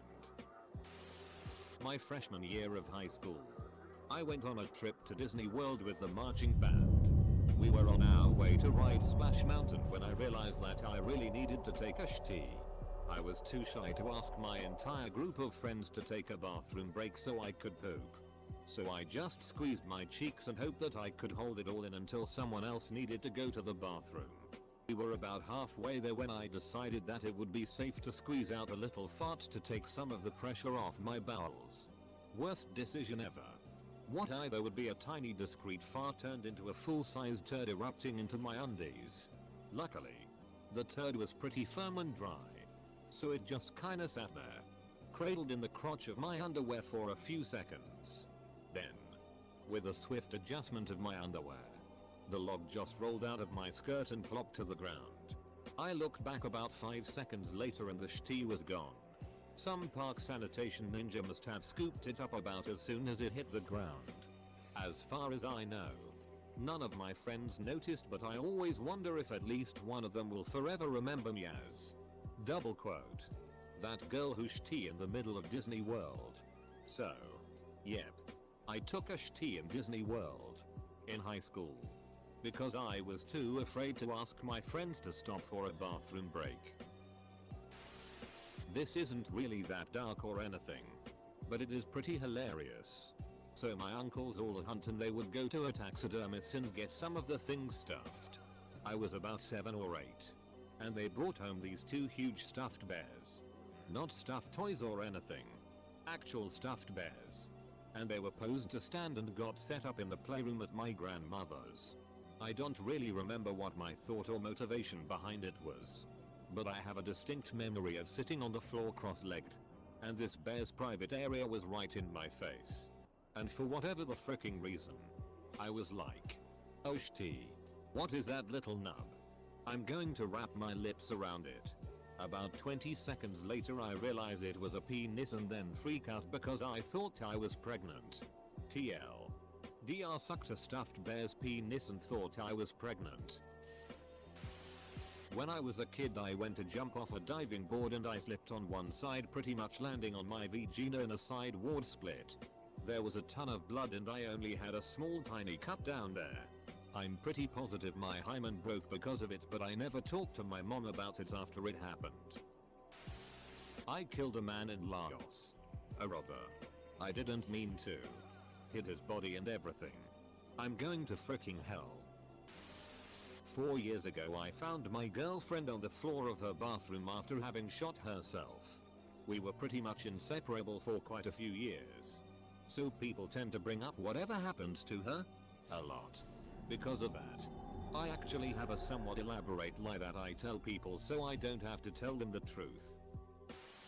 In 3rd grade, I cheated on my history exam. In 4th grade, I stole my Uncle Max's toupee and I glued it on my face when I was Moses in my Hebrew school play. In 5th grade, I knocked my sister Edie down the stairs and I blamed it on the doggers when my mom sent me to the summer camp for fat kids and then they served lunch. I went nuts and I pigged out and they kicked me out. But the worst thing I ever done is I mixed a pot of fake puke at home and then I went to this movie theater. Hid the puke in my jacket. Climbed up to the balcony and then I made a noise like this. Hooah hooah hooah hooah osa, and then I dumped it over the side. All over the people in the audience. And then, this was horrible. All the people started getting sick and throwing up all over each other. I never felt so bad in my entire life. Went to my friends at age 8 or so. He said, dude, you gotta try this dog milk, it is delicious. He then proceeds to suck his dog off until it comes in his mouth. Lost a good friend that day. When I was in the 6th grade, there was a girl in my class named Gina who was horrible to me. She constantly made fun of me. I was a shy, bookish girl, and once even had a birthday party and invited everyone in my class except for me. In the 6th grade we had a project called Egg Babies. Basically we all got a hard-boiled egg that we had to treat like a baby, make a little nest basket for it and take care of it. We weren't supposed to even leave it out of our sight. The idea being to teach us responsibility. Apparently our class was geeking around too much with the egg babies. So our teacher told us that at the end of the week, if our egg was cracked, we would get an F. One day while the class was out at recess, I was allowed to come back into the classroom to get my inhaler. Gina had left her egg inside the classroom. I looked around, then walked over to her egg and tapped it on the desk, breaking the bottom. Then I put it back in her basket and went back out to recess. Gina ended up failing the project because her egg was broken. She was really pissed off. I never told anyone. And I still don't regret it. Frick you, Gina. When I was a child, I lived in a foster home. I had my own room. with a TV, and every day I came home from school and watched Fox's Funhouse. Had me a crush on MR. J. D. Roth. One day another girl came and moved into my room. I wouldn't have minded except she was mean and controlling and wouldn't let me watch my beloved show. One day she told me that her mom actually lived a few blocks away from our house. And I convinced her to run away. I didn't realize at the time that runaways ended up getting sent to a group home. I just knew that I wanted her gone. It's been almost 20 years since that happened and I still feel terrible. I hope she is okay. Me and my sister Dre humped 3 times. Almost got caught the 3rd time, so we stopped. Spanked it in class in the 9th grade. The class was in session. They knew. I'm 21. First week in my new apartment, I take a shower and walk to my clothes hamper in the nude.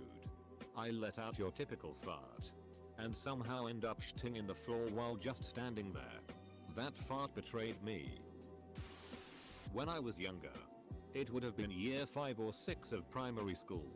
I had this weird sorta had this gay thing with another boy. I think it was attention seeking at first. We'd kiss to gross the other kids out. Just on the cheeks. But occasionally on the lips. This all culminated in something rather strange. He was round my house. And we were kissing a bit, I remember. Yep. I must be B, and I had this sleeping bag. What we did was go into my bathroom and get into the sleeping bag together. At some point we decided that we were going to touch Will's. I remember saying I was going to get completely naked for this act. He was a bit more shy and only lowered his trousers. So we lay in the sleeping bag pressing our boners together. We did this for a minute or so when my mum knocked on the bathroom door saying she needed the toilet. The amount of time it took for me to get my clothes back on, I imagine I was obvious something strange was up. I can only imagine my mum's face now as we both walked out awkwardly carrying a sleeping bag. I feel kinda weird about it as the boy took a turn for the worse recently. He's got some mental problem. He seems disturbed, and to this date I've never done anything with another boy. No one ever mentions my gay period in primary school. Maybe no one remembers. Or I have friends good enough to not give me shit for it. First time I've ever said all this. Throw away. So I was about 8 and I just figured out that grinding my penis on things felt good. But I was searching for something better. I came up with this brilliant idea. I went outside and found the family dog. Took him to my room. He was a one big Great Dane. He really liked ketchup. So I took a bunch and put it on my penis. Few weeks later we had a daily licking session. My mama walked in on me one time. I've suddenly felt the most surreal adrenaline rush run through me with shame and embarrassment.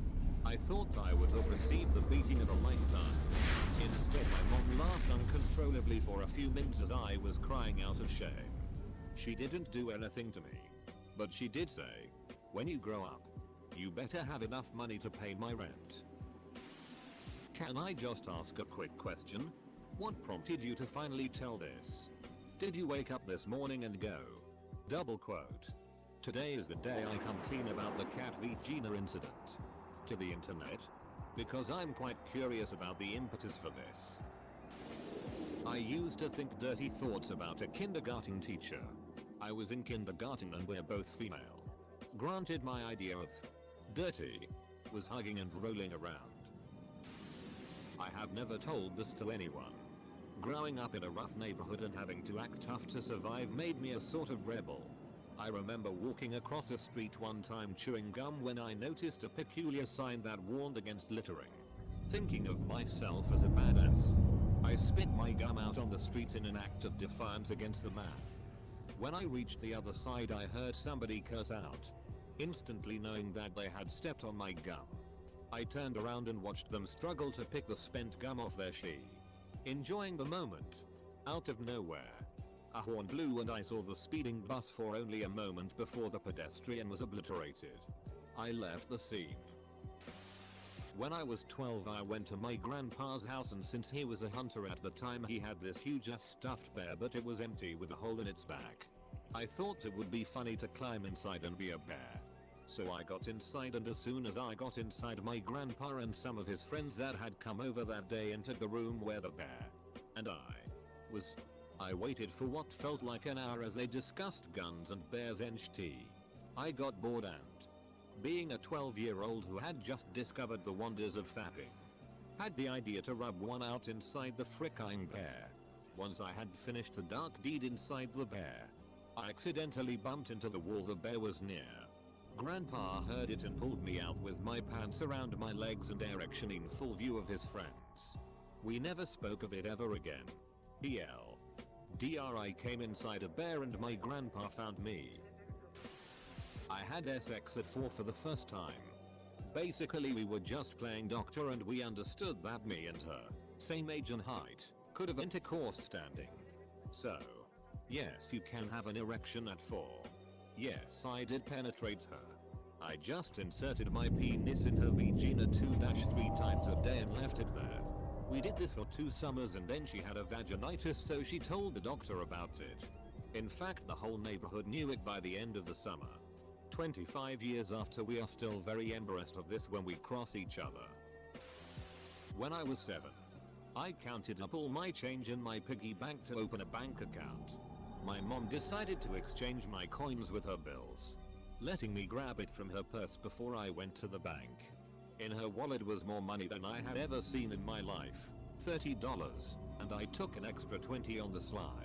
She didn't notice until the next day at work when she discovered it missing. She accused her co-worker, who was in the midst of having a mental breakdown, of stealing it, who rightly flipped out over the accusation. Their boss tried to mediate but ended up firing the co-worker over losing control of their anger. I hear the story that evening in horror and throw the $20 in the garbage. I never told a soul. My life during the 90s is a bit of a blur due to an undiagnosed mental disorder. But on one occasion, my buddy was eating a sandwich that had been cross-contaminated with a foreign object due to my own clumsiness. He was so upset that I chose to remain silent about my involvement in the event. Things got out of hand when he filed a lawsuit against the company that supplied the canned tuna on his sandwich.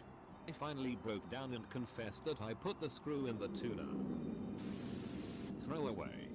This past New Year's I went out with my cousin to go see Laid Back Luke at Pasha in New York City. We ended up getting really trashed because we had free drinks for a few hours there.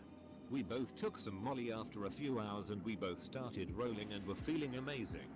Next thing I know, my cousin starts grinding on me, and I grabbed her and started dancing with her. She reached up and grabbed the back of my neck while turning her head and kissed me while we were dancing. Not having a care in the world, I tried reaching up under her dress without any hesitations. Not only did she not jump, she moved down onto my fingers. We continued this until the end of the night while also doing another Molly each. After we left, we took a cab to the hotel that we were staying at. We ended up having sex that night. Waking up in the afternoon the next day was really awkward as we no longer had the drugs and alcohol in our system.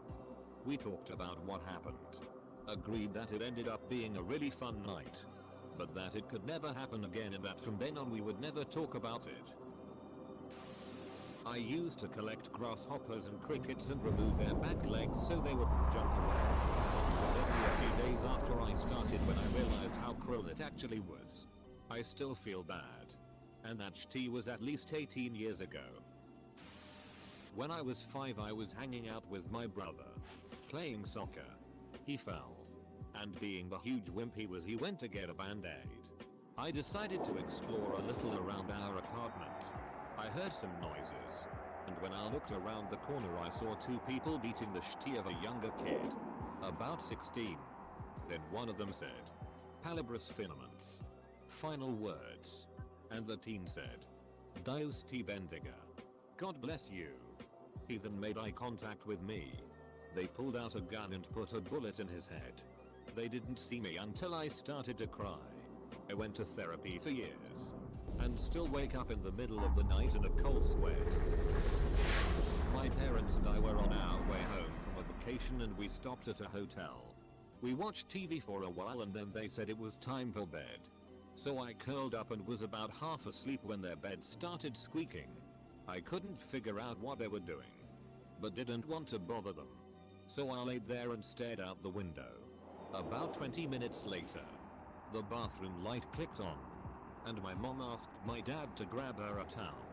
I never thought anything of it then. But a few years later, I finally figured out what happened and was absolutely horrified.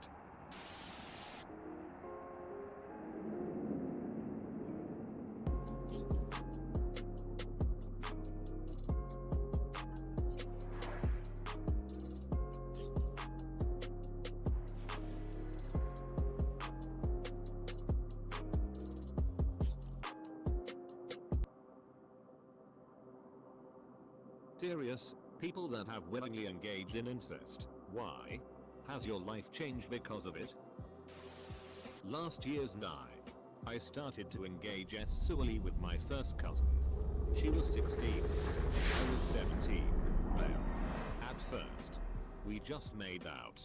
But it slowly progressed to hand jobs from her and fingering from me. Soon, she was giving me BJS and well, we wanted to do more but we couldn't find a way to do it without getting noticed. This year, though, we worked it out and managed to do it. We did it 2 times while we were drunk. I can't say I disliked it or I feel guilty or anything. It is amazing. We are both horny as frick. She's hot and thinks I'm hot as well. I only see her once or twice a year, but I always look forward to it. I don't give a shit. Does this count? My third cousin had an obsession with anal sex and had me regularly frick her in the ass. We didn't even know we were related at first. We were friends at the time who had a talk about sex and decided to frick for fun. But after we found out, though surprised, we regularly made trips to the ring town. Still fantasize about that ass to this day. I'm counting step siblings. It just sort of happened. Our parents got married and a couple years later we still hadn't developed a family bond of any sort. Still haven't. It started when a friend was over and had a huge crush on me. So they crash in on me when I'm just relaxing in the hot tub. We also had a pool and it was late fall so it was super cold. So a dare happened to switch back and forth between the pool and hot tub. This started a game of truth or dare and things got a bit sore. Stuff like being naked in the bubbles of the hot tub but we couldn't see anything. Then stuff like sitting on my lap and whatnot. Nothing more happened that night but a couple days later we are both in the hot tub and start daring again. Things start to go the way they went before but again nothing. My mom and her dad went to sleep super early so we could really do this whenever. The dare started happening out of the hot tub and in the woods and from there it began to escalate. Double quote. I dare you to jerk off. Or, I dare you to take all your clothes off. It just kept escalating until we just sort of grinded on each other. We were both 13, until we both came. That happened a few more times because neither of us could get a condom and then I stayed at my dad's all summer and we stopped doing that stuff. We never mentioned it to anybody and as far as each of us know the other has forgotten all about it. TL. DR it escalated slowly. I had sex with my cousin when we were both 17. It was consensual and there were never any guilty feelings from either side. We only had sex the one time but I think it was because we both fell into long-term relationships shortly after we slept together. Our relationship never changed after we slept together. This was over 20 years ago and we still talk on a pretty regular basis with no weirdness. Okay, so 2 years ago-ish. My best friend hooked me up with her friend who was in a lot of my classes so I knew her a bit well since I basically knew everyone. We all were planning a double date basically. And that was in like 2 weeks. The 3 of us hung out numerous times and she'd always try to hold my hand or come onto me. I always jerked away because it always felt weird and I had no idea why. I just figured it's because I'm awkward and never really been in a relationship. This kept going and I just decided to end it because I wasn't comfortable. A week later she's taking pictures of my other cousin on my dad's side who I don't know that well because he kind of abandoned my mom and is in and out of jail all the time. Turns out, she knew the whole time we were cousins and thought I knew too. I guess my weird instincts were right. Welcome to Indiana. Also sorry for fricked up paragraphs. on mobile and still getting used to it. When I first read this I thought you meant actually getting engaged to someone you're related to. But keeping it serious. I made out with my cousin once when I was like 5. She was like 11 or something.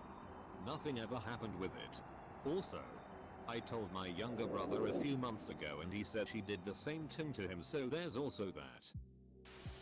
I've never actually engaged in incest, but got pretty close obliviously. I was maybe 12. Younger. Like, I was a child. And we'd usually go further south to my grandma's house to stay a couple of weeks while my parents did whatever they did.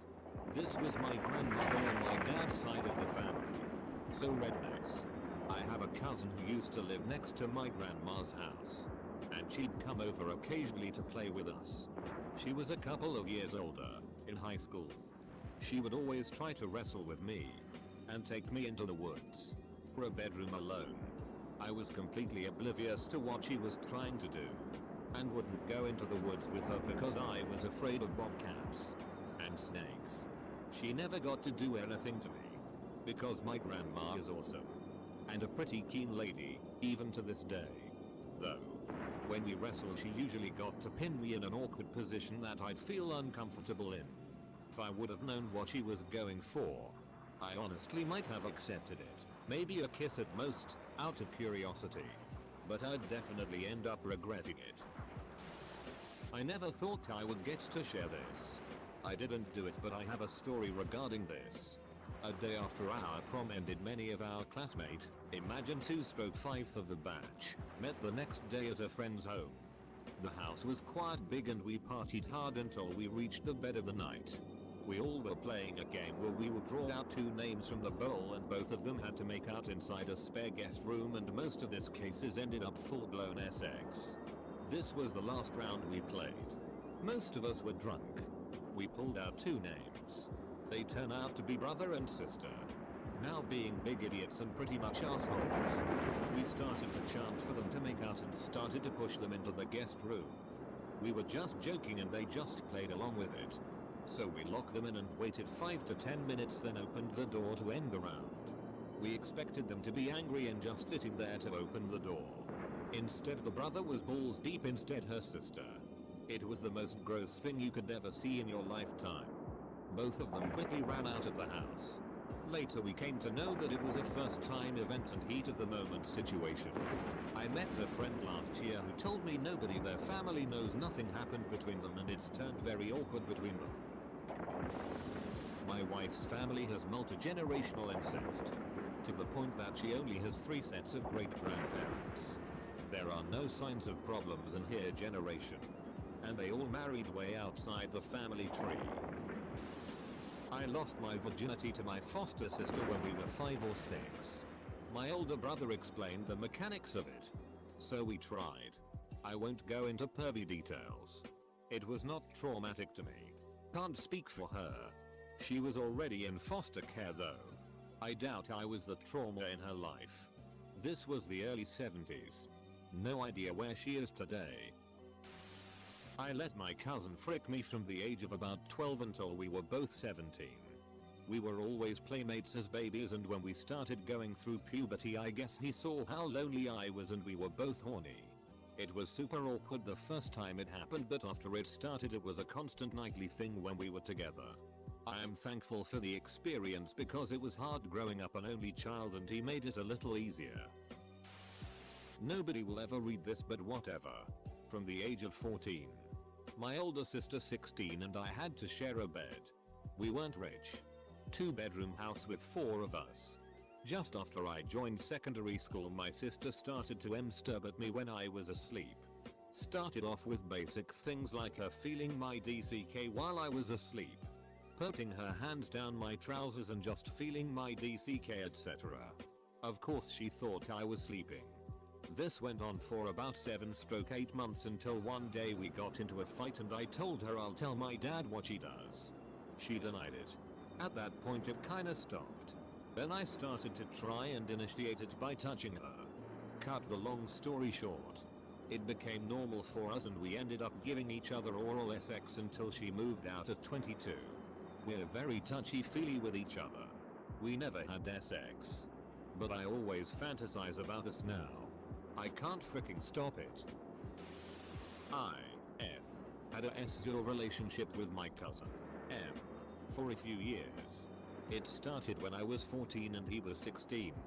He stayed at my house for a week and we tried to have sex, but I was scared, so we just did oral and I got fingered.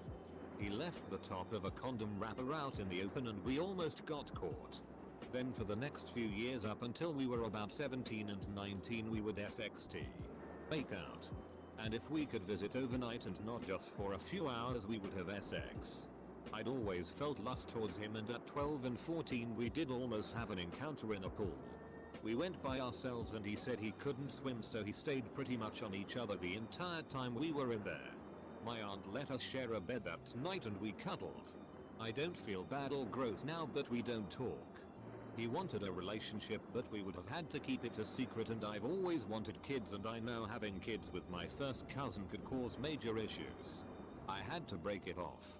I upset him and I feel guilty about it, but now it seems like he moved on just fine.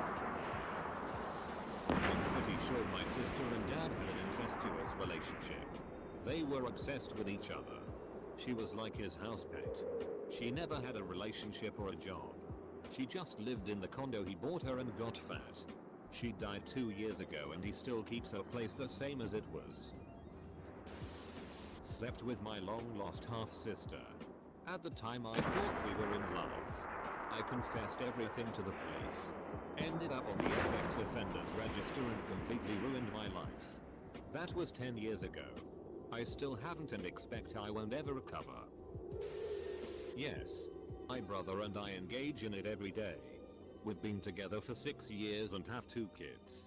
It started because I was horny and just wanted to get laid. Turned into a relationship. My life changed a lot because of it. All the plans I had for after high school got thrown out the window. But it was worth it. My cousin and I. She's a 22-YO girl. I'm a 26-YO guy. Started texting. She's had a crush on me since we were tiny. I didn't think she was attractive until she was around 18. But she clearly has liked me for as long as we've been alive. The texting quickly escalated to sexting and flirting all the way to pictures. When we met face to face the next time at a family thing, she was with her boyfriend but totally ignored him and was all over me. It was a little awkward because we were clearly digging each other, but it seemed like her boyfriend could tell. If he wasn't there, I'm sure we would have figured out a way to smash. But nothing has happened physically between us yet. And I'll admit that the whole taboo factor has definitely made us more into it. I don't really care. It seems really convenient and I can't really ignore how strong the urge is. So yeah, that's been my experience so far. I'm in a long-term relationship with my biological half-sister on my mother's side. I'm a male. We didn't grow up together. We actually didn't meet until we were both almost 30. Never knew each other at all until that point. I had been trying to get in touch with her on and off for a decade or more. In a desire to meet the long-lost sibling and try to connect as family. I finally succeeded via online social networks and a bit of social engineering. We talked. Purely online. On and off for about 6 months with some mostly unacknowledged sexual tension making us both very uncomfortable. When we did finally acknowledge it, it came together very quickly and very powerfully. At the time, we were both in serious relationships. I was in a non-monogamous relationship and she was actually engaged and fully monogamous. My SO knew all the details, was 100% okay with it. Her fiance obviously had no idea. He agreed to meet up. We had a week of incredible sex and an insanely intense emotional connection equaled by no other relationship in my life. Romantic or otherwise. It was a heady week. Not long after that, we both ended our contemporary relationships, surprisingly mostly amicably on her end. Hell. Blood and fire on my end. No. I will not be telling that story. I moved to be with her and we've going good ever since. This is a true story. And I've attempted not to editorialize. I am a writer by trade. So some unintentional embellishment may have snuck in. I'll answer some questions. but probably not in a satisfactory way.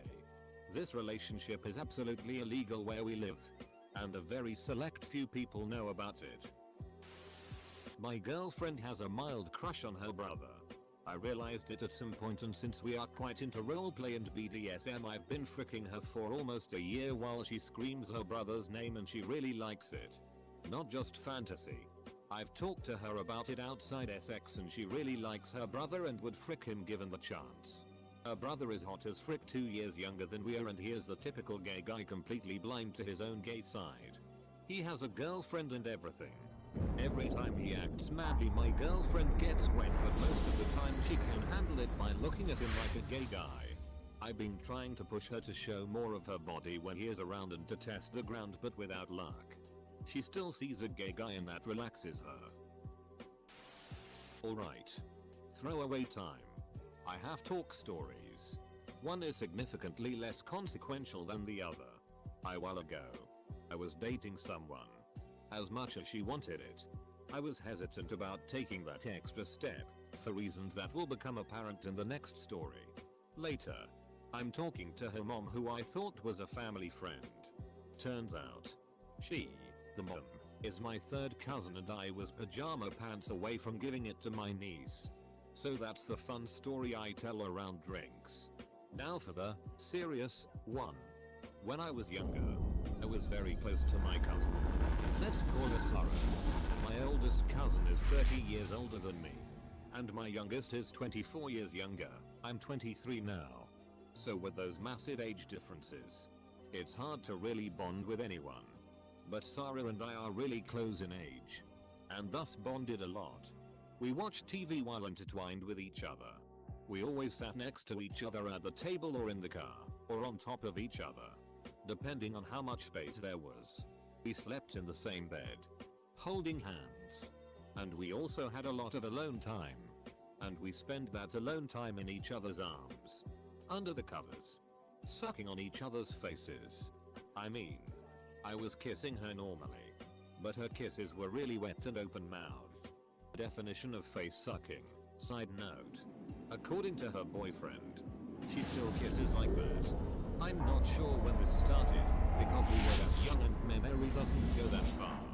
But I can pinpoint that it was already a regular thing before her brother was born. She was 4. I was 5. This continued for years. I lived away from my extended family, so I only saw Sarah for a week or 2 each year. But when we saw each other, it was on like Donkey Kong. And when I didn't see her, that's all I would think about. I kept a picture of us with me wherever I went out. According to my brother, whom I share a room with, I would talk to her in my sleep. I was really truly in love with her, and she made me feel like she was in love with me too. Anyway, fast forward to when I'm 12, she's 11. We're on the couch in her basement, doing our thing. Still no sex. I've never had sex with her. And we hear our grandfather coming down the stairs. She whispers stop, and I pull away, and we continue playing Mario Party on her GameCube. And that's when it stopped. We never slept together after that. We never cuddled. We never kissed. That was the end of it. But that was not the end of my feelings for her, as I grew up through middle and high school. I was still borderline obsessed with her. I got into a few relationships in high school. But whenever I'd get close, whenever she'd snuggle up, I would always remember Sarah, leading all my relationships to end in disaster. I tried to pick up my life as best as I could, shove those feelings deep down inside, and move on. I got accepted to my dream university, but one night, while I was talking to Sarah, she asked me to move to her city for uni. And like a freaking idiot, I did. I rationalized it. Of course. She started calling me her brother. So I thought, if I could be her brother, if I can be there when she needs me, then I can make her happy. And that's enough for me. So, that's what I did. I became her brother. I was her shoulder to cry on. I was the soldier of her problems. I've had to break up with guys for her, because she doesn't like confrontation. This is how things have been going for about 5 years now. I haven't been able to pursue my own relationships or opportunities. Because I'm always at her beck and call. And every time I try to leave, she makes a puppy dog pout and my insides melt. And that's how I've become stuck. I'm stuck because I'm in love with my sister. And she doesn't know. About a year ago, we talked about our past for the first time.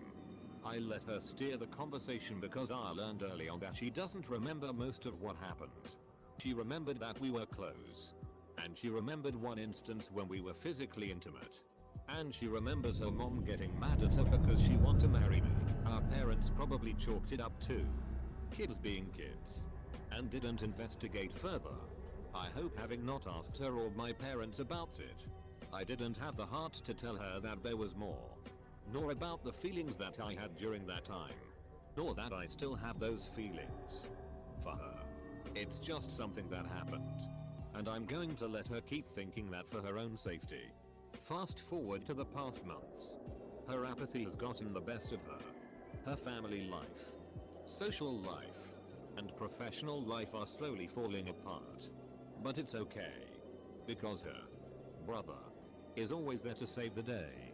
Meanwhile, my own life is in shambles because I'm constantly rushing to her.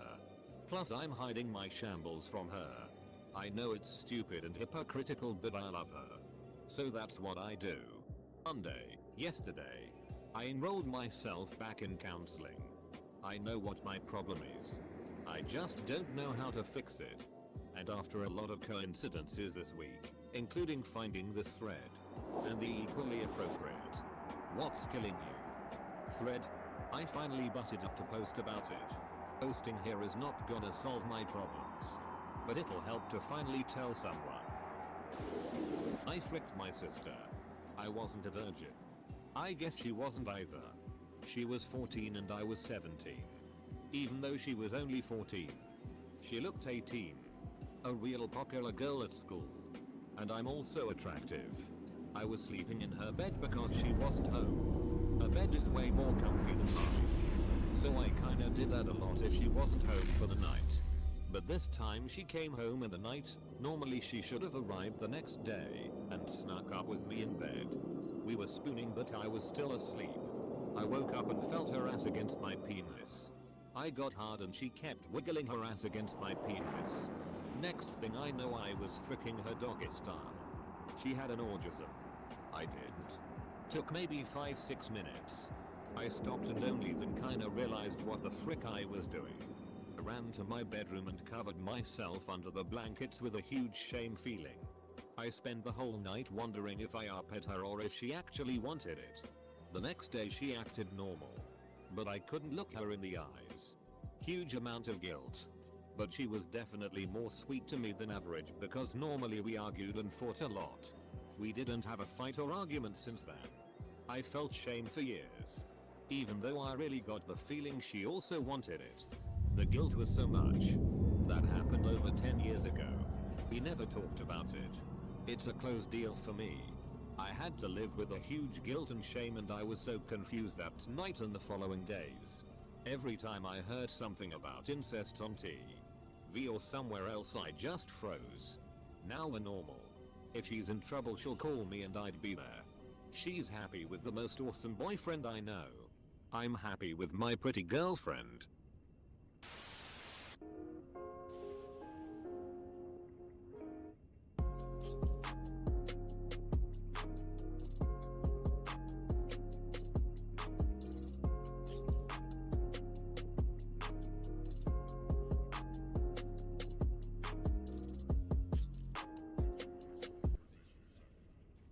People who have witnessed a "there's not going to be a wedding" moment following a bachelor/bachelorette party. What went down? My wife's friend called off her wedding a week before the ceremony. She lived several hundred miles away for school, but came back to her hometown 2 weeks before the wedding to make sure everything was lined up and have her bachelorette party. In the course of her visit, she came across an old boyfriend who was also engaged, and things sparked up again. They agreed they should each leave their fiancés and give their relationship another shot.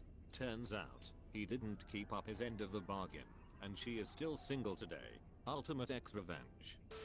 I see a lot of bachelor and bachelorette parties in my line of work. I actually have a few of these memories. The first that comes to mind was an interesting night where the bachelor party was happening at one bar and the bachelorette party was in the bar down the block.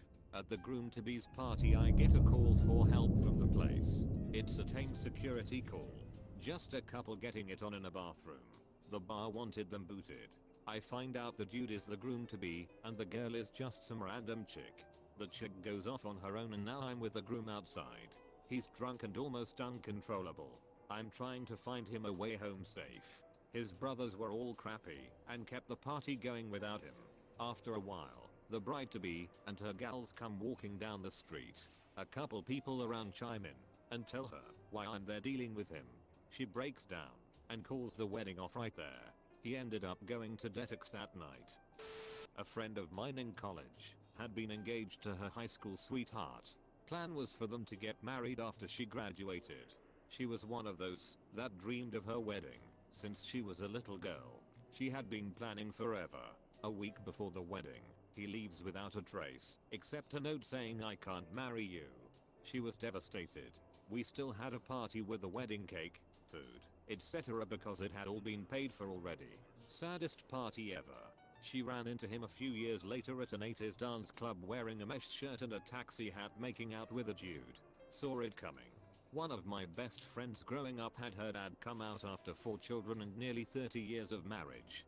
Turns out he had been cheating on his wife with men for almost 20 years. She genuinely never suspected a thing. Just one day he woke up and decided it was time. At the time I was conflicted on how to react, and I have since had discussions with my friend about how she felt. She empathized with him for holding that in for so many years, but she also felt extremely angry. Said it took her a long time to get over the lies and deceit for literally 25 years of her life. The kids have come around, but the mom hasn't, and it's hard to blame her. Very open-minded family, but cheating is cheating, and lies are lies. Not at the bachelor party, but I traveled with my wife, then girlfriend, to a wedding she was in. At the rehearsal I told my wife there is something going on between the bride and the maid of honor. She laughed. 2 weeks after the wedding the bride's Facebook goes dark. The bride and maid of honor are now living together in another state. I still talk about how I called it within an hour of meeting them. Poor groom, super nice dude. I know a guy who seemingly had his life together, great career, lots of friends, beautiful fiancée. He had a tendency to drink too much while partying, and a few weeks before the wedding he woke up in the hospital with serious injuries due to a non-automotive drunken accident. The scariest part for him was that he didn't remember a thing past leaving the party to walk home. Did he fall and hit his head? Did someone attack him and leave him for dead? The thought of that scared him, and he decided to sober up. It also caused him to reflect on his life, and he realized his fiancée was manipulative, controlling, and he'd never be happy living with someone like that. He has some long-term damage from the injury, but he's still sober, spends much of his free time for a charitable cause, and dodged a serious bullet, a bad marriage, as a result of that horrible injury, so he oddly came out ahead in the end. Not because of the party. The day of the wedding, groom's family is patiently waiting. Bride's family hasn't shown. Bride's mother finally arrives and says that bride has discovered groom has a second fiancée in another state, and wedding is off. Rehearsal dinner photos on Facebook and someone tagged the wrong girl assuming that was his fiancée he had been talking about, except it was the other fiancée. So bride sees her tagged as someone else, and messages from out of town friends about can't wait to meet her. Why wasn't I invited? My dad and his friends took a buddy bike canoe to an island to get drunk the night before the wedding. He told them all he didn't want to go through with it, but couldn't figure out how to get out of it. When he woke up in the morning, they had stranded him on the island. He missed the wedding. His buddies were branded as the idiots. Groom-to-be was relieved. Wedding photographer here. This happened with a couple back in 2015. Night before the wedding, all the bridal party got together at the hotel, partied, and drank a lot. I show up the next morning 8 AM after a 2-hour drive, to be told by the hotel receptionist that there was not going to be a wedding. Apparently a large fight broke out between the groomsmen and bridesmaids. Money to pay then vendors was stolen. The ceremony was supposed to be at 11 AM that day. After about 2 minutes of WTF is going on here, nobody called and told me. I called the bride's mother, and she stated that she was off to pick up the bride and groom, sit them down, and still try to have a wedding. Fast forward a couple hours, the groom showed up drunk out of his mind around 10 AM. Guests were already showing up. The bride finally showed around 11:30, none time, and there was a ceremony at 1 PM. Yes, they still got married. The groom was drunk the whole day. The couple argued a ton, and the groom also felt up his mother during the mother-son dance. Needless to say, it was an eventful day. One of the groomsmen got into a huge fight with the groom because he brought up the fact that his future wife cheated on him a few years prior. This is true, but it was water under the bridge by that point. Anyway, groom got really angry and said don't bother coming, then started reconsidering the marriage at all. Anyway, the next day they had sobered up and apologized to each other, so the wedding went ahead. She did in fact cheat on him in the end several years later though. Once a cheater always a cheater. My close friend from high school thought it would be a good idea to marry this so handsome and mature guy about 15 years older than her after only knowing him for 6 months. Didn't have a problem with the ages, I prefer older men myself, but with that being said I know some of those men only seek after girls our age because of their immaturity. It was the Wednesday before their bachelorette/bachelor parties and the three of us were having dinner at one of them and our favorite spots together. I guess his order of well-done steak came out improperly cooked, and he just lost it on the waiter, demanded the chef in front of him to basically berate and call him incompetent and unable to do his job in a Michelin star awarded kitchen. I look up at my good friend, and she is just borderline tears. I'm guessing going over every little tick or remark he's made in the past, and then imagining a future with him. She called it off after the bachelor parties. My old roommate is the sweetest girl you'll ever meet, so it wasn't any surprise when guys were into her, and she struggled to turn them down. There was one guy in particular who was really weird. He spent months pursuing her, and she kept politely turning him down and eventually had to be clear that she only regarded him as a friend. Then he took it upon himself to become her best guy friend, and took it to a creepy level. Like when she brought a new boyfriend around, and this guy insisted the boyfriend had to fill out an application and get approved by him before he could date my roommate. Weird ownership stuff that lasted 4 years, and it's very clearly all on his end, because she never initiates hanging out, or mentions him when he's not around or really seems to enjoy her time with him. So fast forward a couple years and this guy's dating someone. He makes sure my roommate approves, and she's constantly being brought along as a third wheel on dates, and to everything they do. My roommate's approval is necessary, and he wants to make sure these two women are really good friends. He'd bring his girlfriend over sometimes and just ignore her to pay attention to my roommate. The couple gets engaged, and he specifically makes sure my roommate can come, as basically his best woman, and insists she drives up to the wedding with them. So they take the several-hour drive to the bride's hometown together. The details from there are a little unclear to me. The morning of the wedding, like an hour before, the bride calls off the wedding and it's vaguely understood that she's really uncomfortable with her fiance's attachment to this girl he used to pursue really hardcore, and that she thought it would get better, but his insistence that my roommate be part of the wedding and spend all her time with them, even up to the day of the wedding, convinced the bride that he'd never give up on my roommate. So in the midst of all this, it'd make sense if he cut my roommate off in order to work at his relationship, right? Well, instead he pieces out and drags my roommate with him, and they immediately take the several-hour drive back to our college town. So basically all the bride's fears are confirmed as he runs off with the woman she was concerned about. My roommate got married a couple years later, and I think that's when he finally gave up, because he got engaged shortly after her wedding. Last year I was a groomsman in a wedding with a guy I have known for close to 15 years as a good friend. We did the typical get an iced dinner then hit the town hard kind of party. Ended up at a Top Golf, loaded out of our minds. We were having a lot of fun when we noticed that the groom was gone for longer than it takes to pee, so we went looking. Couldn't find him in the bathroom. Staff said he went outside to clear his head and have a smoke. Went out and didn't see him in the parking lot. We start going into panic mode because he was super sloppy drunk and gets crazy. We ended up calling the bride to be.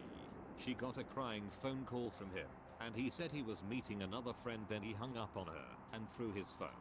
Fast forward 2 hours and the bride's brother finds him balls deep in another dude. Apparently he was holding back, that he was actually attracted to men, and that he had a secret boyfriend.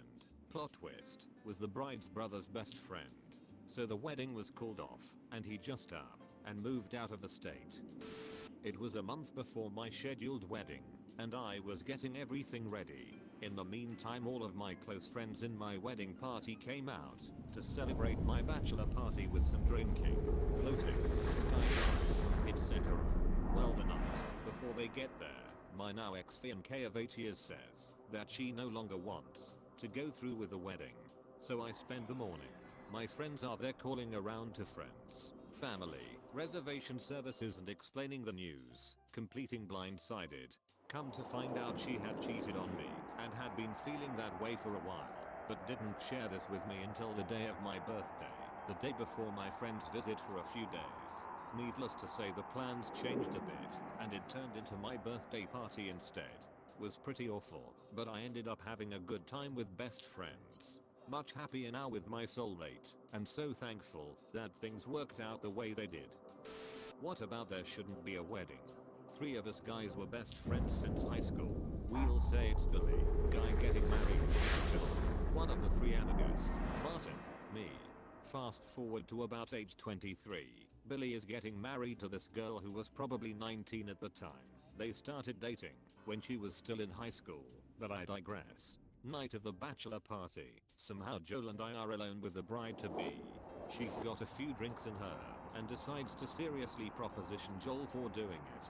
We thought long and hard about telling Billy, but given previous experiences, we told him about an ex doing some shady crap and he proceeded to stop talking to us until they broke up. We decided against it. They did get married. 6 months and he got home early from work and walked in on her in the middle of taking her clothes off in the living room with another dude. While they might have just been stuck in an innocent game of Twister, he decided to divorce her. I bartend weddings fairly often and work directly with wedding planners all the time and meet with the bride and groom-to-be to talk things through and create a sense of familiarity. Each time I met the groom he just kind of seemed out of it, but I chalked it up to stress. Day of the wedding, before the ceremony, the wedding planner comes over and asks for a couple shots for herself. She doesn't drink on jobs, so I ask her why. Apparently things were about to get started, but the groom was missing and wasn't responding to phone calls, so everyone is looking for him. Then one of the bridesmaids disappears. Not long after, the brother of the groom gets a text from the groom saying he and the bridesmaid are in love and they are running away to elope and that he'll call him after. Everyone is getting antsy waiting for things to start, and they've all been waiting like 2 hours. Now the wedding planner has to tell 150 people that the wedding is off and explain to the parents what happened. While the wedding party is consoling the bride came to the bar asking if we had seen the groom as he was needed for some photographs or cutting the cake. Can't quite remember. None of the staff had seen him, so she went outside, only to return a few minutes later in tears. She had caught the groom getting with the maid of honor, her sister. All-out family war commenced with extra guests just sitting there enjoying the buffet. Worst part was hearing the bride cry, "I can't believe this happened again." I really felt bad for her, because she was lovely.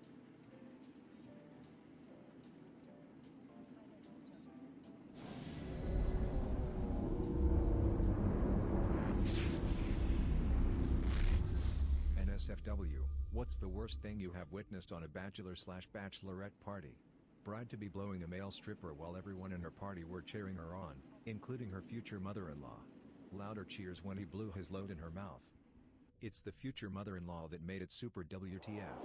Finally, it's my time to shine. This one is a little different from other stories here, but it may be one of the worst things that could happen to anybody at a bachelor party, so just bear with me. The day before my brother got married, we decided to have a really small bachelor party with just a few guys and go skydiving. We knew of a small place that had a small hangar outside of a small city and decided that this would be the place since we could do it for a small price. It was me, my brother, my sister, and another friend that was coming from upstate, and we had an appointment at 5 p.m. for our jump. Long story short, the other friend left hours ahead of time to make sure he would arrive on time, but had major car problems and then got stuck in traffic, making him about an hour late instead. We were communicating during all of this and trying to decide whether we should wait or just go ahead and jump without him. Finally, we decided to ask the staff if there were any groups after us that we could trade appointments with so we could wait for our friend. Well, as fate would have it, there was a group of exactly 4 just after us, and 4 in our group, remember? So after the other party agreed to swap, they just switched us times and we had the later appointment. They were excited to be able to go sooner than they thought. My brother and I had gotten there early and we were having a great time watching the planes go up and the jumpers come down. They would go up 4 at a time, 2 jumpers and 2 instructors jumping in tandem, and would land right in front of the hangar. It was fascinating for me to see how they would come in so fast, then just at the last minute they would pull up and land like a bird or a parachuter. Anyway, the first 2 of the group we swapped came in just fine, and my brother and I went out to watch the other 2 jump before it was our turn to strap into the harnesses. Fast forward, we saw them jump, we saw one of them deploy their chutes, but the other fell way further. I remember thinking, wow, I hope I get an instructor that lets me fall that far. That looks way more fun. Eventually their chute deployed, but as soon as it did they started going into an uncontrolled spin. They were coming in hot and I was waiting for them to pull up like all the others had, but they never did. I heard a scream, they slammed into the ground, and a cloud of dust shot up about 6 feet into the air. They were out in the weeds nowhere close to the landing pad. The weird thing is that there were no staff outside watching, and my brother, my dad, who was there to watch us jump, and I were the only ones to see them hit. I ran and told the staff what happened, and then we ran out into the weeds to find them. They were broken, both unconscious, face down in the dirt. They had cuts and gashes, some big enough that I could see bone, but there wasn't a lot of blood anywhere. I assume because their hearts stopped so quickly. We wanted to start CPR, but their bodies were so tangled in the harnesses that we had to get the seatbelt cutters from their packs and start cutting the straps apart so we could roll them over. One of the weirdest parts of the experience was cutting the straps and noticing that there was poop splattered across the harnesses. We performed CPR on the jumper and the instructor until ambulances arrived, but we learned later that both were confirmed dead at the hospital. This was the group that we had swapped. The 4 in that group were a mother and her 3 daughters. The mother died. The father had bought them the tickets as a Christmas present a few months earlier. I'm sorry that I've ruined your day like this. Needless to say, we didn't end up jumping that day. Anyway, the wedding the next morning was nice. We should probably just hire some strippers next time. TLDR, watched people slam into the ground at T 100 miles per hour and spent my first bachelor party cutting harnesses off dead bodies. Also, here's the news article for anyone that doesn't believe me. https://www.slitrib.com/news/2017/08/11/2 killed in Neffy skydiving crash/. The groom's best friend, 24 years old, died a horrific death in a house fire weeks before the wedding. We were all crushed. How could the wedding proceed without Richie? He was supposed to be the best man. So we gathered at a friend's house where we made sausages and desserts for the wedding, and then retreated to a cabin in the woods on the property. About 15 of us spent hours drinking beer, smoking weed, and alternately crying and laughing about Richie. It was like his unofficial wake. I know this all sounds so sad, and it was, but it was necessary. I think we all attended the wedding with a lot of weight lifted from our shoulders after spending the night before celebrating the missing guest.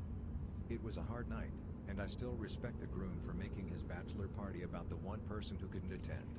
Not really on par with worse things like I've read in the comments thus far, but was still pretty funny in retrospect.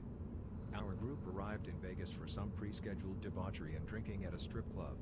The groom's best man decides to get a dance in the champagne room. He comes back and we head out to gamble and drink some more before retiring to the hotel room. Next morning, while recovering from our collective hangovers, the best man's right eye was as red and puffy like a souffle. He told us the stripper used his face as washboard during his time with her. The doctor told him he had gotten crabs in his eyebrow somehow and they made their way down to his eye. Needless to say, he didn't play the part of best man. We still haven't allowed him to live that down. Late to party, but this was insane. Groom had bachelor party in the back of a bar, private room. Big room, like 50 dudes there, including his father. Parents were married. Everyone is drinking heavily. 5 strippers come in. They're basically walking around with cans of whipped cream and you pay money to lick it off of their body. Most of the guys are paying $10 and get to lick one nipple or something. The dude's father, probably in 50s, has one of the girls up on a table. She sprayed whipped cream on her crotch, she's completely naked, and he's kneeling on the floor eating her out. And this continued for minutes. Some guys were laughing. I was in shock. Total fucking shock. My buddy was at a party where they got the groom pass out drunk and got him on a plane to Kansas. This was the 70s, so no airport security. The groom came to 3 states from home with no wallet. The stripper was pregnant. Not oh she's got a little baby bump pregnant. She was flat out oh god I hope she doesn't deliver during this dance pregnant. There were a few guys that were really into it too. Whatever. Everyone has their kings. I was second choice for the best man. Which I didn't mind, less work for me. So I wandered over to the actual best man, who I was friends with, and struck up a conversation. Me: hey, this beer is great, and you did a great job with the food and liquor too. Him: thanks man. Me: so, did you notice the stripper is like 11 months pregnant? Him: shut up.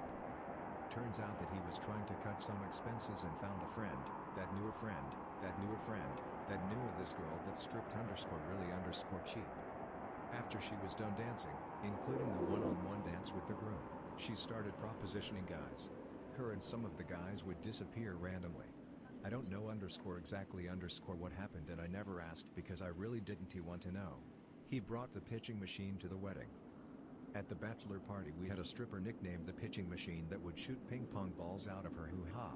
The best man really hit it off with her, unbeknownst to everyone else at the time.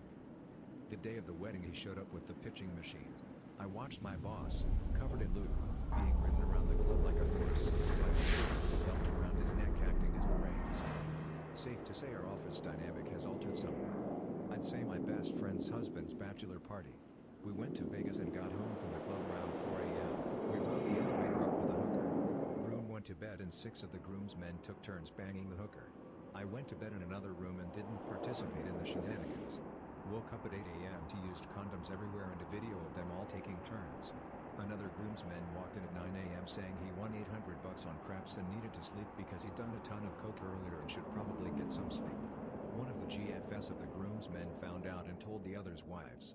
Wedding had great cake though. This was my brother's bachelor party. There was a group of about 16 of us who got a private room in a local, shitty, strip club. A guy who I'll call Ed showed up, but was not invited. He was a childhood friend of my brother, but as an adult Ed had some issues, like 5 kids from 4 different mothers, and general poor decision making. Anyway, within the first hour, 2 strippers start giving us a show. They are seemingly getting really into it and start 69ing each other. Vigorously. Ed proceeds to get behind the woman on top in a 69 and licks her ass. She screams to the giant bouncer they had stationed in the private room with us, Jimmy. This guy just licked my asshole. Jimmy responds, hey, no asshole licking, and violently drags him out. Finn. Friend's bachelorette party heads to a grotty strip club, where a particularly sweaty and greased up male stripper takes a drink from the hands of one of the party, puts it on the stage and proceeds to do push-ups, dipping his dick into the drink. He'd also just put shaving cream all over himself for some reason, so to reach big blobs of that and a film of grease all floating in this girl's rum and coke, that this bloke has been dipping his knob in and out of. She takes it and downs it in one, and licks around the inside of the glass. Nearly threw up. Edit. I know you would expect it to be whipped cream he was rubbing on himself, but unfortunately it was definitely shaving cream. I distinctly saw him bring out a can of Gillette and spray it all over his chest and crotch. Frown. The best man got pissed drunk at breakfast and ate an entire banana without peeling it, and I've questioned if there is a God ever since. At a bachelorette party where the stripper dipped his dick in chocolate and went around to each woman expecting someone to give it a taste. Everyone refused. I was in Vegas for a bachelor party about a month ago. We pulled up to a card table on Saturday night and found another group of guys who were there for a bachelor party, so we got to talking. We asked which one of them was the bachelor and they kinda laughed, then said, well, he got arrested earlier today. Apparently, he got arrested for having some fun powder at a day party and tried to fight security. They said they couldn't see him until Monday after he saw a judge, so they planned to continue with the party until they could see him. Ultimately, the dealer was this Russian woman with a thick-ass accent was listening and said, wait, he got arrested for cocaine?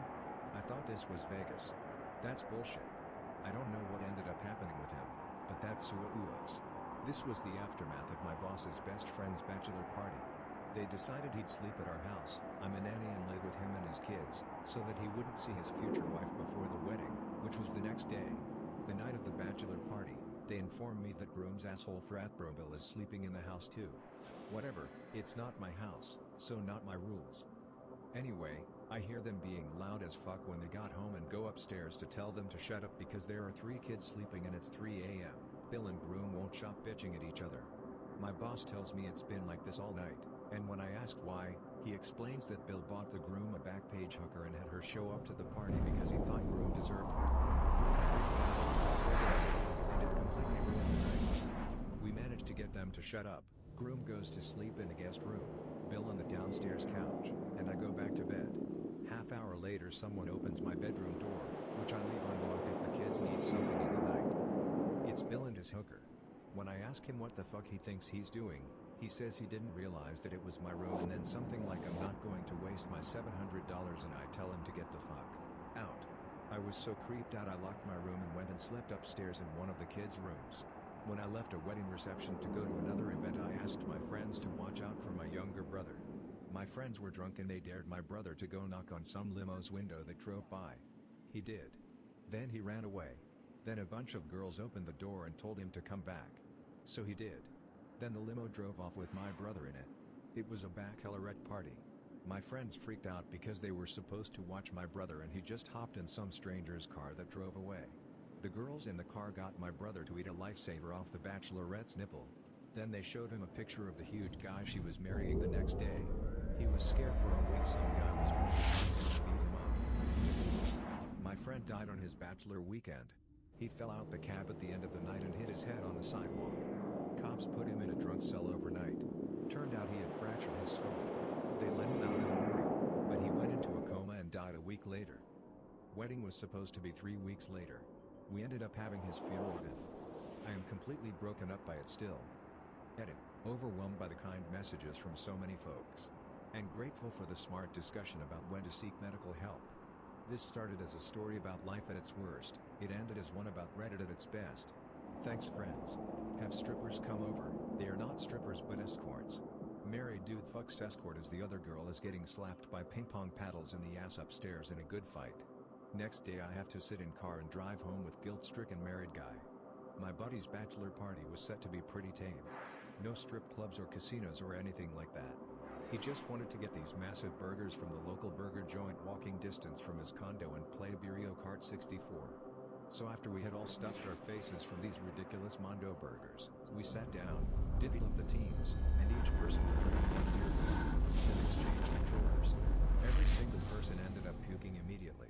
Once the toilet, sink, and kitchen sink were full, people were throwing up all over the place, running around looking for the least damaging spot to spew. It was obscene. Story time. This was about 10 years ago. I was working at a strip club when a bachelor group of about 10 came in, including the groom's best friend since high school, aka the best man. So they are doing the typical bachelor party at a strip club thing, but are very polite and decent dudes. Mostly just drinking and enjoying the risk with copyright atmosphere and catching up. Strip club was near the airport, pretty sure most of them had flown into town from around the country. All of them were telling us how the bride had implicitly stated no strip clubs when talking to the best man. The groom and his best man were telling a story to me and another girl hanging out with the group, about how they did a talent show in high school together. Had this whole dance routine choreographed to It Takes Two by Rock Bass and DJ Easy Rock. They were so excited to relive it, obvious that they hadn't been able to tell this tale to fresh ears in a while. Their faces were all lit up like kids on Christmas, and they kept jumping up and showing us parts of the dance. Explaining how it was awesome because they both remembered the whole routine after all this time, and they even ended with them both doing a jazz split at the same time. So eventually they get the idea that they want to perform it on the main stage together. They excitedly ask us if we thought they could get up there and do it. Now, I thought it would be wild to see, so I go ask the manager, who promptly says no. Insurance and liability issues. Fair enough. I give the news to the dudes, who have been talking with the rest of their group, and now everyone is very on board with this performance revival plan. So when they hear the bad news, they start offering cash. As we all know, money talks, and it was a particularly slow evening. Not many patrons to bear witness. So, I go back to the manager and explain they are willing to pay. Fine, she says, $200 to rent the stage for the one song, and they have to tip the DJ to play it. $200 is pretty steep for a 5-minute song, but you know, alcohol and dudes reminiscing. The guys are happy to pay. Now, this is midsummer and all the dudes are in cargo shorts and those Tommy Bahama leather sandals. The club wasn't big on dress code aside from no hats. So these two guys get all ready to take the stage, and the DJ puts the song on. These two _killed it_. We all sat together watching in complete, genuine delight. I was laughing and clapping and cheering them on. We all were. It was just like they had so exuberantly relived. You could tell they were just having the time of their lives up there. And with the final moments of the song, came the jazz split. The jazz split that only the groom decided to go ahead with. I'm assuming the best man, they were all mid-30s, had second thoughts on his body's ability to not wrench itself in pain. We all watched in awe that immediately turned to horror as the groom's face bounced off the stage like a basketball. My hands clapped over my mouth and everyone just froze for a second in disbelief. Then we all rushed the stage. The dude slipped on his sandal on the come down, and knocked out his 2 front teeth. Had to be rushed to the ER. He was getting married the next day. I still wonder to this day whatever happened to him, and his group. And if they were able to explain themselves out of that one. Still, what a performance. My friend's bachelor party in Chicago. We held it in my friend's place of business, a lounge, after hours. They hired 2 strippers which were actually prostitutes. They come in with a huge dude packing a big-ass gun in his belt. He sits down and smokes blunts the entire time. The girls literally went around the room giving everyone blowjobs. Like not in private, but just going in a circle. My one buddy decided he's going to eat the stripper's ass while she's giving head. This is like 5 minutes into the party, everyone is sober. I'm in shock. My turn comes around and I want nothing to do with it. The stripper says I can take her in back and have sex instead if I want. I respectfully decline. Eventually she gets to the groom and he doesn't really seem into it either.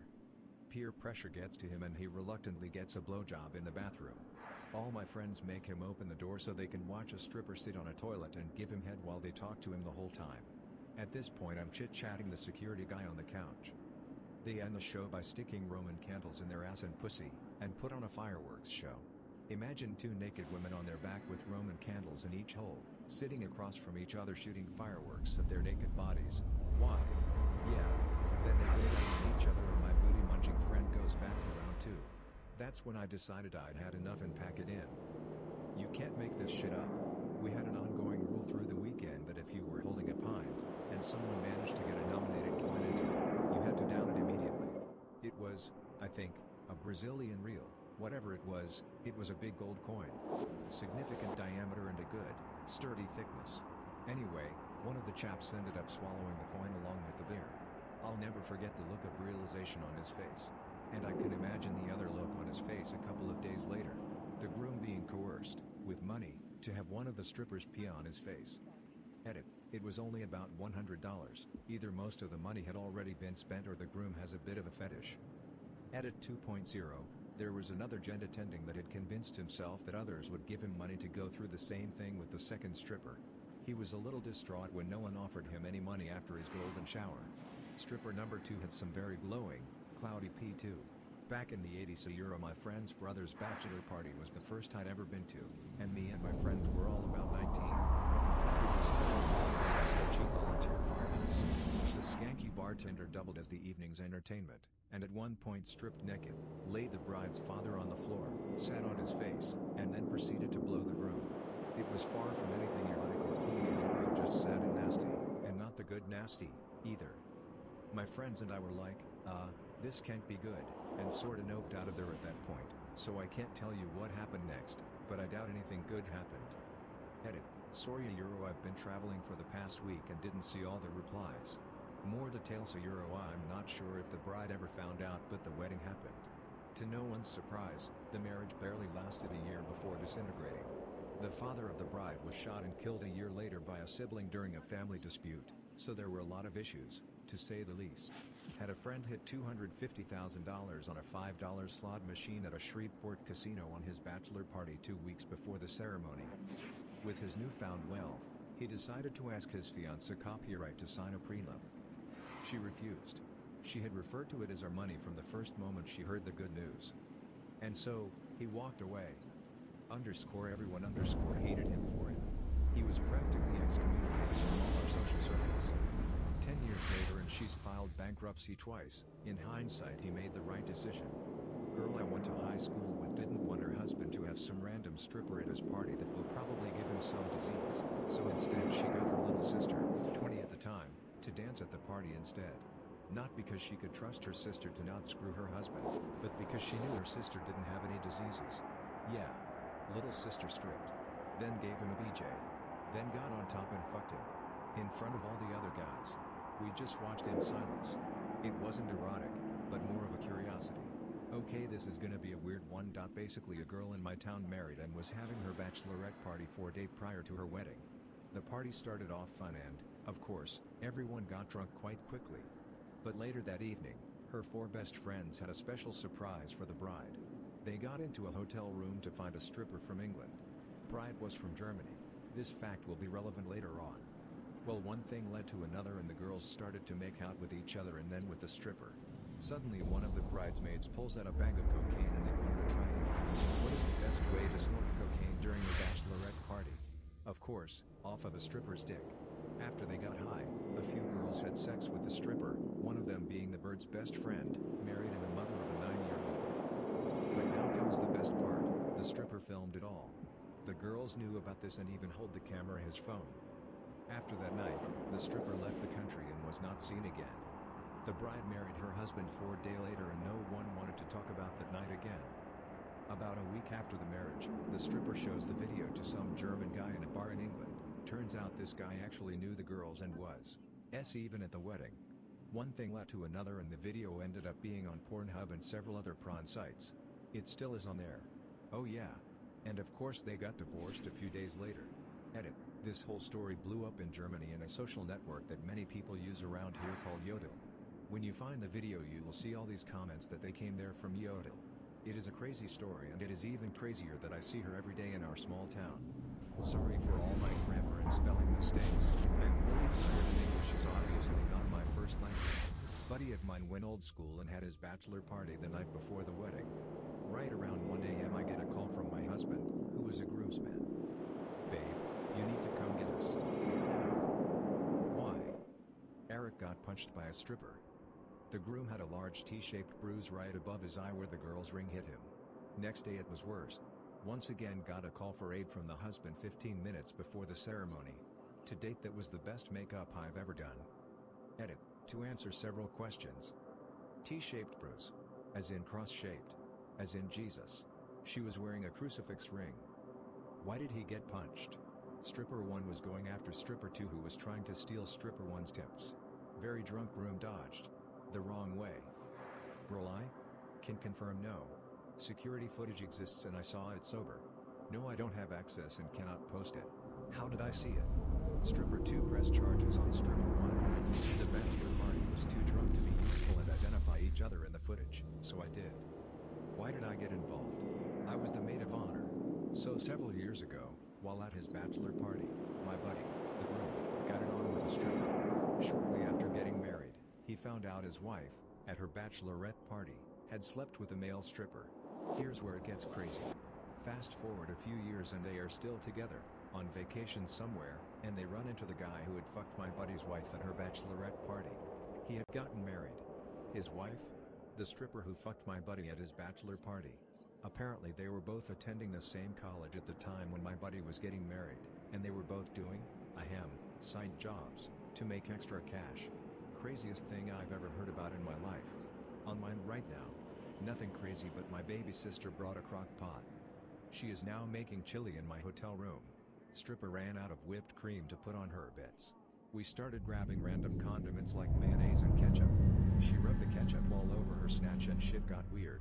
She had a panic attack and ran to the bathroom then disappeared. Edit. Spelling. Edit 2.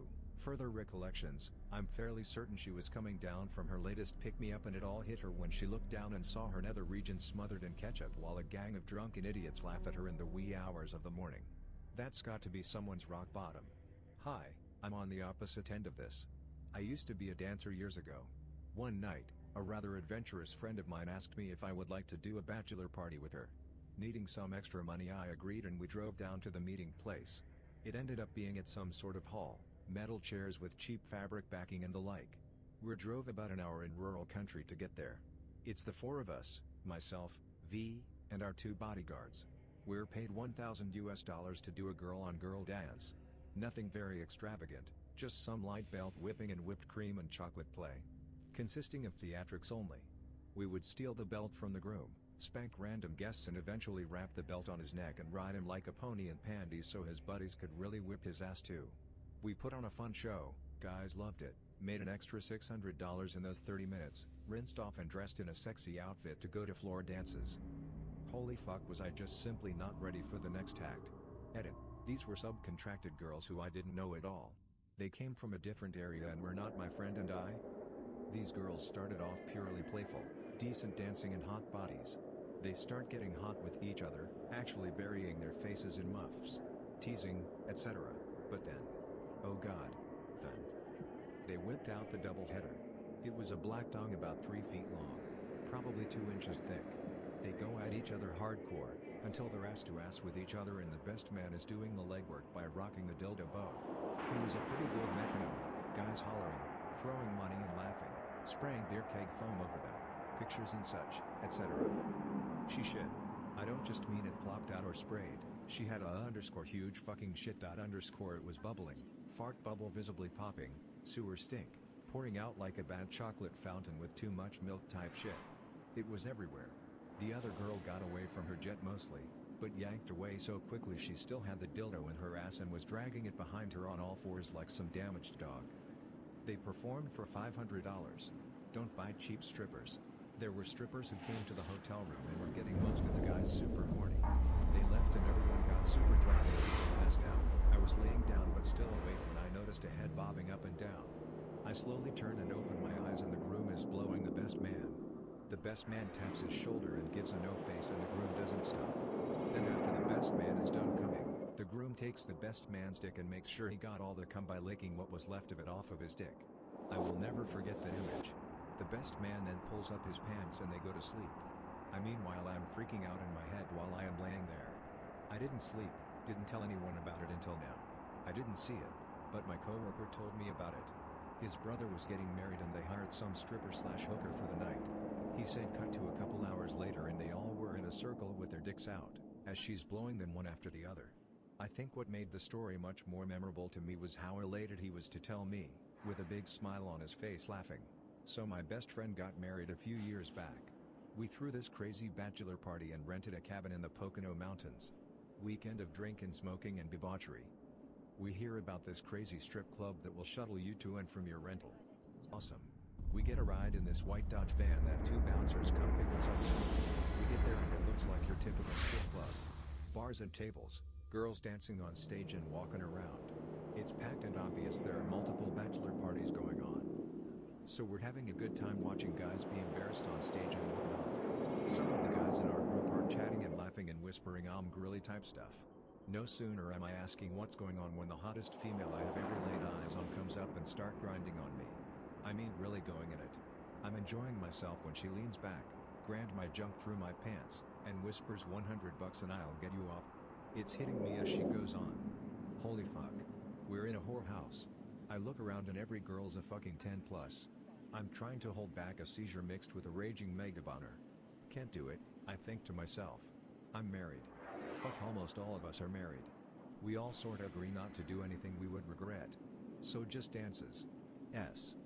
So the night goes on pretty uneventful and we realize one of our gang is missing. The groom's brother-in-law. After like 2 hours he shows up, hair disheveled, a daze in his eyes and a big grin in his face. We're like, dude, where the fuck have you been? To which he replies, I don't know, but I'm out like this. The funniest/most awkward part was our ride back to the cabin. Amongst a drunken group someone blurted out about fucking a stripper. The driver perked up and asked what he said. I butted in and said nah, he's fucking wasted man, he's just kidding. The driver, who was a bouncer, says whatever man, but you should probably clean your dick with bleach and get tested. Dead fucking silence the rest of the ride back. The strippers started fight each other and pulled out a gun lol. We had to kick them out and expedite our party bus plans. Not me. But my sister's bachelorette party had a stripper whip his dick out and stick it in a bride-to-be's mouth on stage. I'm not sure if that's normal for male strippers, but good lord. Also, my sister got a lap dance and ended up with blood on her dress somehow. Sketchy. Edit. There was another bachelorette party there. My sister wasn't the one with the dick in her mouth. This isn't going to be anywhere near as horrific as what I'm sure most people will have to say here, but my friend invited an absolute scumbag to her hen party about 7 years ago. Her reputation was that she was trash, but she showed up like a different person and was actually very nice the whole night. She was on her best behavior, buying rounds of drinks, showing a genuine interest in conversations, the whole works. She even offered to look after the coats and bags while we got up to dance. After the first song, we all turned around to find her rifling through everyone's belongings. She locked eyes with us while she had one hand full of banknotes and the other full of someone's cigarettes. She wasn't at the wedding. Reading this, I felt the need to inform my husband that I didn't cheat on him during my bachelorette party. Once he figured out why I was telling him this. Him. Oh. Okay, dear. Me. This is when you tell me you didn't cheat on me either. Him. I got drunk and played video games. I don't think there were any girls there.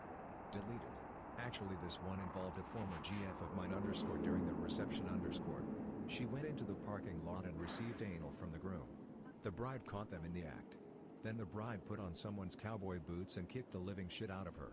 This is a small town and she moved away for a few years, but everyone in town knows who she is. The happy couple stayed together. I used to work at one of the busiest bars in my city, very popular for stag/hen nights from all over the country/neighboring countries. We saw some really messed up stuff with stag/hen nights. Worst stag do we had were all very loud, very aggressive, and very drunk. They booked out a room upstairs and hired in strippers. We later found the stag, bachelor, going down on one of the strippers, in the middle of the bar downstairs. When security stepped in, he tried to fight all of them, unwise. The worst hen was much worse, ended up having to give a statement to the police. There were about 20 women ages ranging from 20s to 60s all dressed up as minions, with the hen, bachelorette, being a minion in a dress. They started off alright, pretty loud, but you can't blame them for that. But as the night went on, the hen got extremely drunk. I was on the floor collecting glasses when I walked past a crowd gathered around one of the ground level speakers. I stepped in to see what was going on, but I was not prepared. The hen was sitting, legs splayed, underwear gone, with about 3 different people's hands all having a feel. She seems to be loving the attention, beckoning people to join in and waving at the people filming. At this point, I call security over and they disperse the crowd, and bring the hen into one of the quiet areas, give her some water, make sure she's okay. She seems happy, but the rest of the party are either arguing with each other or crying. Her mother, also at the party, was definitely not happy. But the worst part is when one of the people filming came into the quiet area to tell her that he knows her fiancé copyright, and had already sent him the video. She then orders security to phone the police and changed her story from just a bit of fun on my hen night to I was raped. The whole thing was awful. We were a bunch of nerds in the 90s. Set up a giant LAN party for our buddy getting married. Someone hired a stripper. She gave us a shot including a banana. Someone brought a plantain instead. Stripper arrives and is older than all of us. We tried to convince her to play Doom. She would not. Half the party just played video games while the other half awkwardly tried to interact with the stripper. She was not impressed with the plantain. After about 20 minutes, she said she would do something really special for the groom if she could leave early. We agreed. She put him in a mask with a dildo for a nose and fucked herself with it. Super awkward. Edit. I think a lot of you are under the impression that we were somehow mean to this stripper. We just asked her to play Doom. She said no thanks, then put on her show. When we gave her the plantain, she just said that is not a banana and put it aside. She gave 0 fucks about the guys that just wanted to play computer games. She did well and we were very nice to her. No strippers were harmed in the making of this comment. Bachelor party in Chicago, strippers hired to come to a house. By the end of the night, one of the strippers ended up having anal sex with an attendee in the bathroom. He pulled out and left a poo-poo mushroom stamp on the toilet seat, then the whole party went to have a look as the stripper sat in the corner crying. Edit. My first gold. Thanks. Edit 2. I think I need to clarify. The stripper was crying of embarrassment.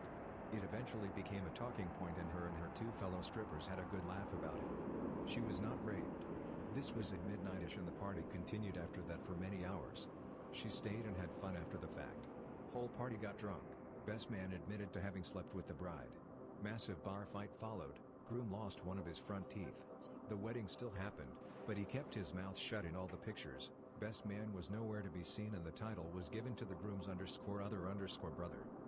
Edited because people seem to have an issue with the word ensued. My nephew was getting married and we're 3 years apart in age, so I was his best man and we're both very inexperienced with finding strippers at this point. So we go to a strip club and ask a bouncer how we can find a stripper. He pretty much gets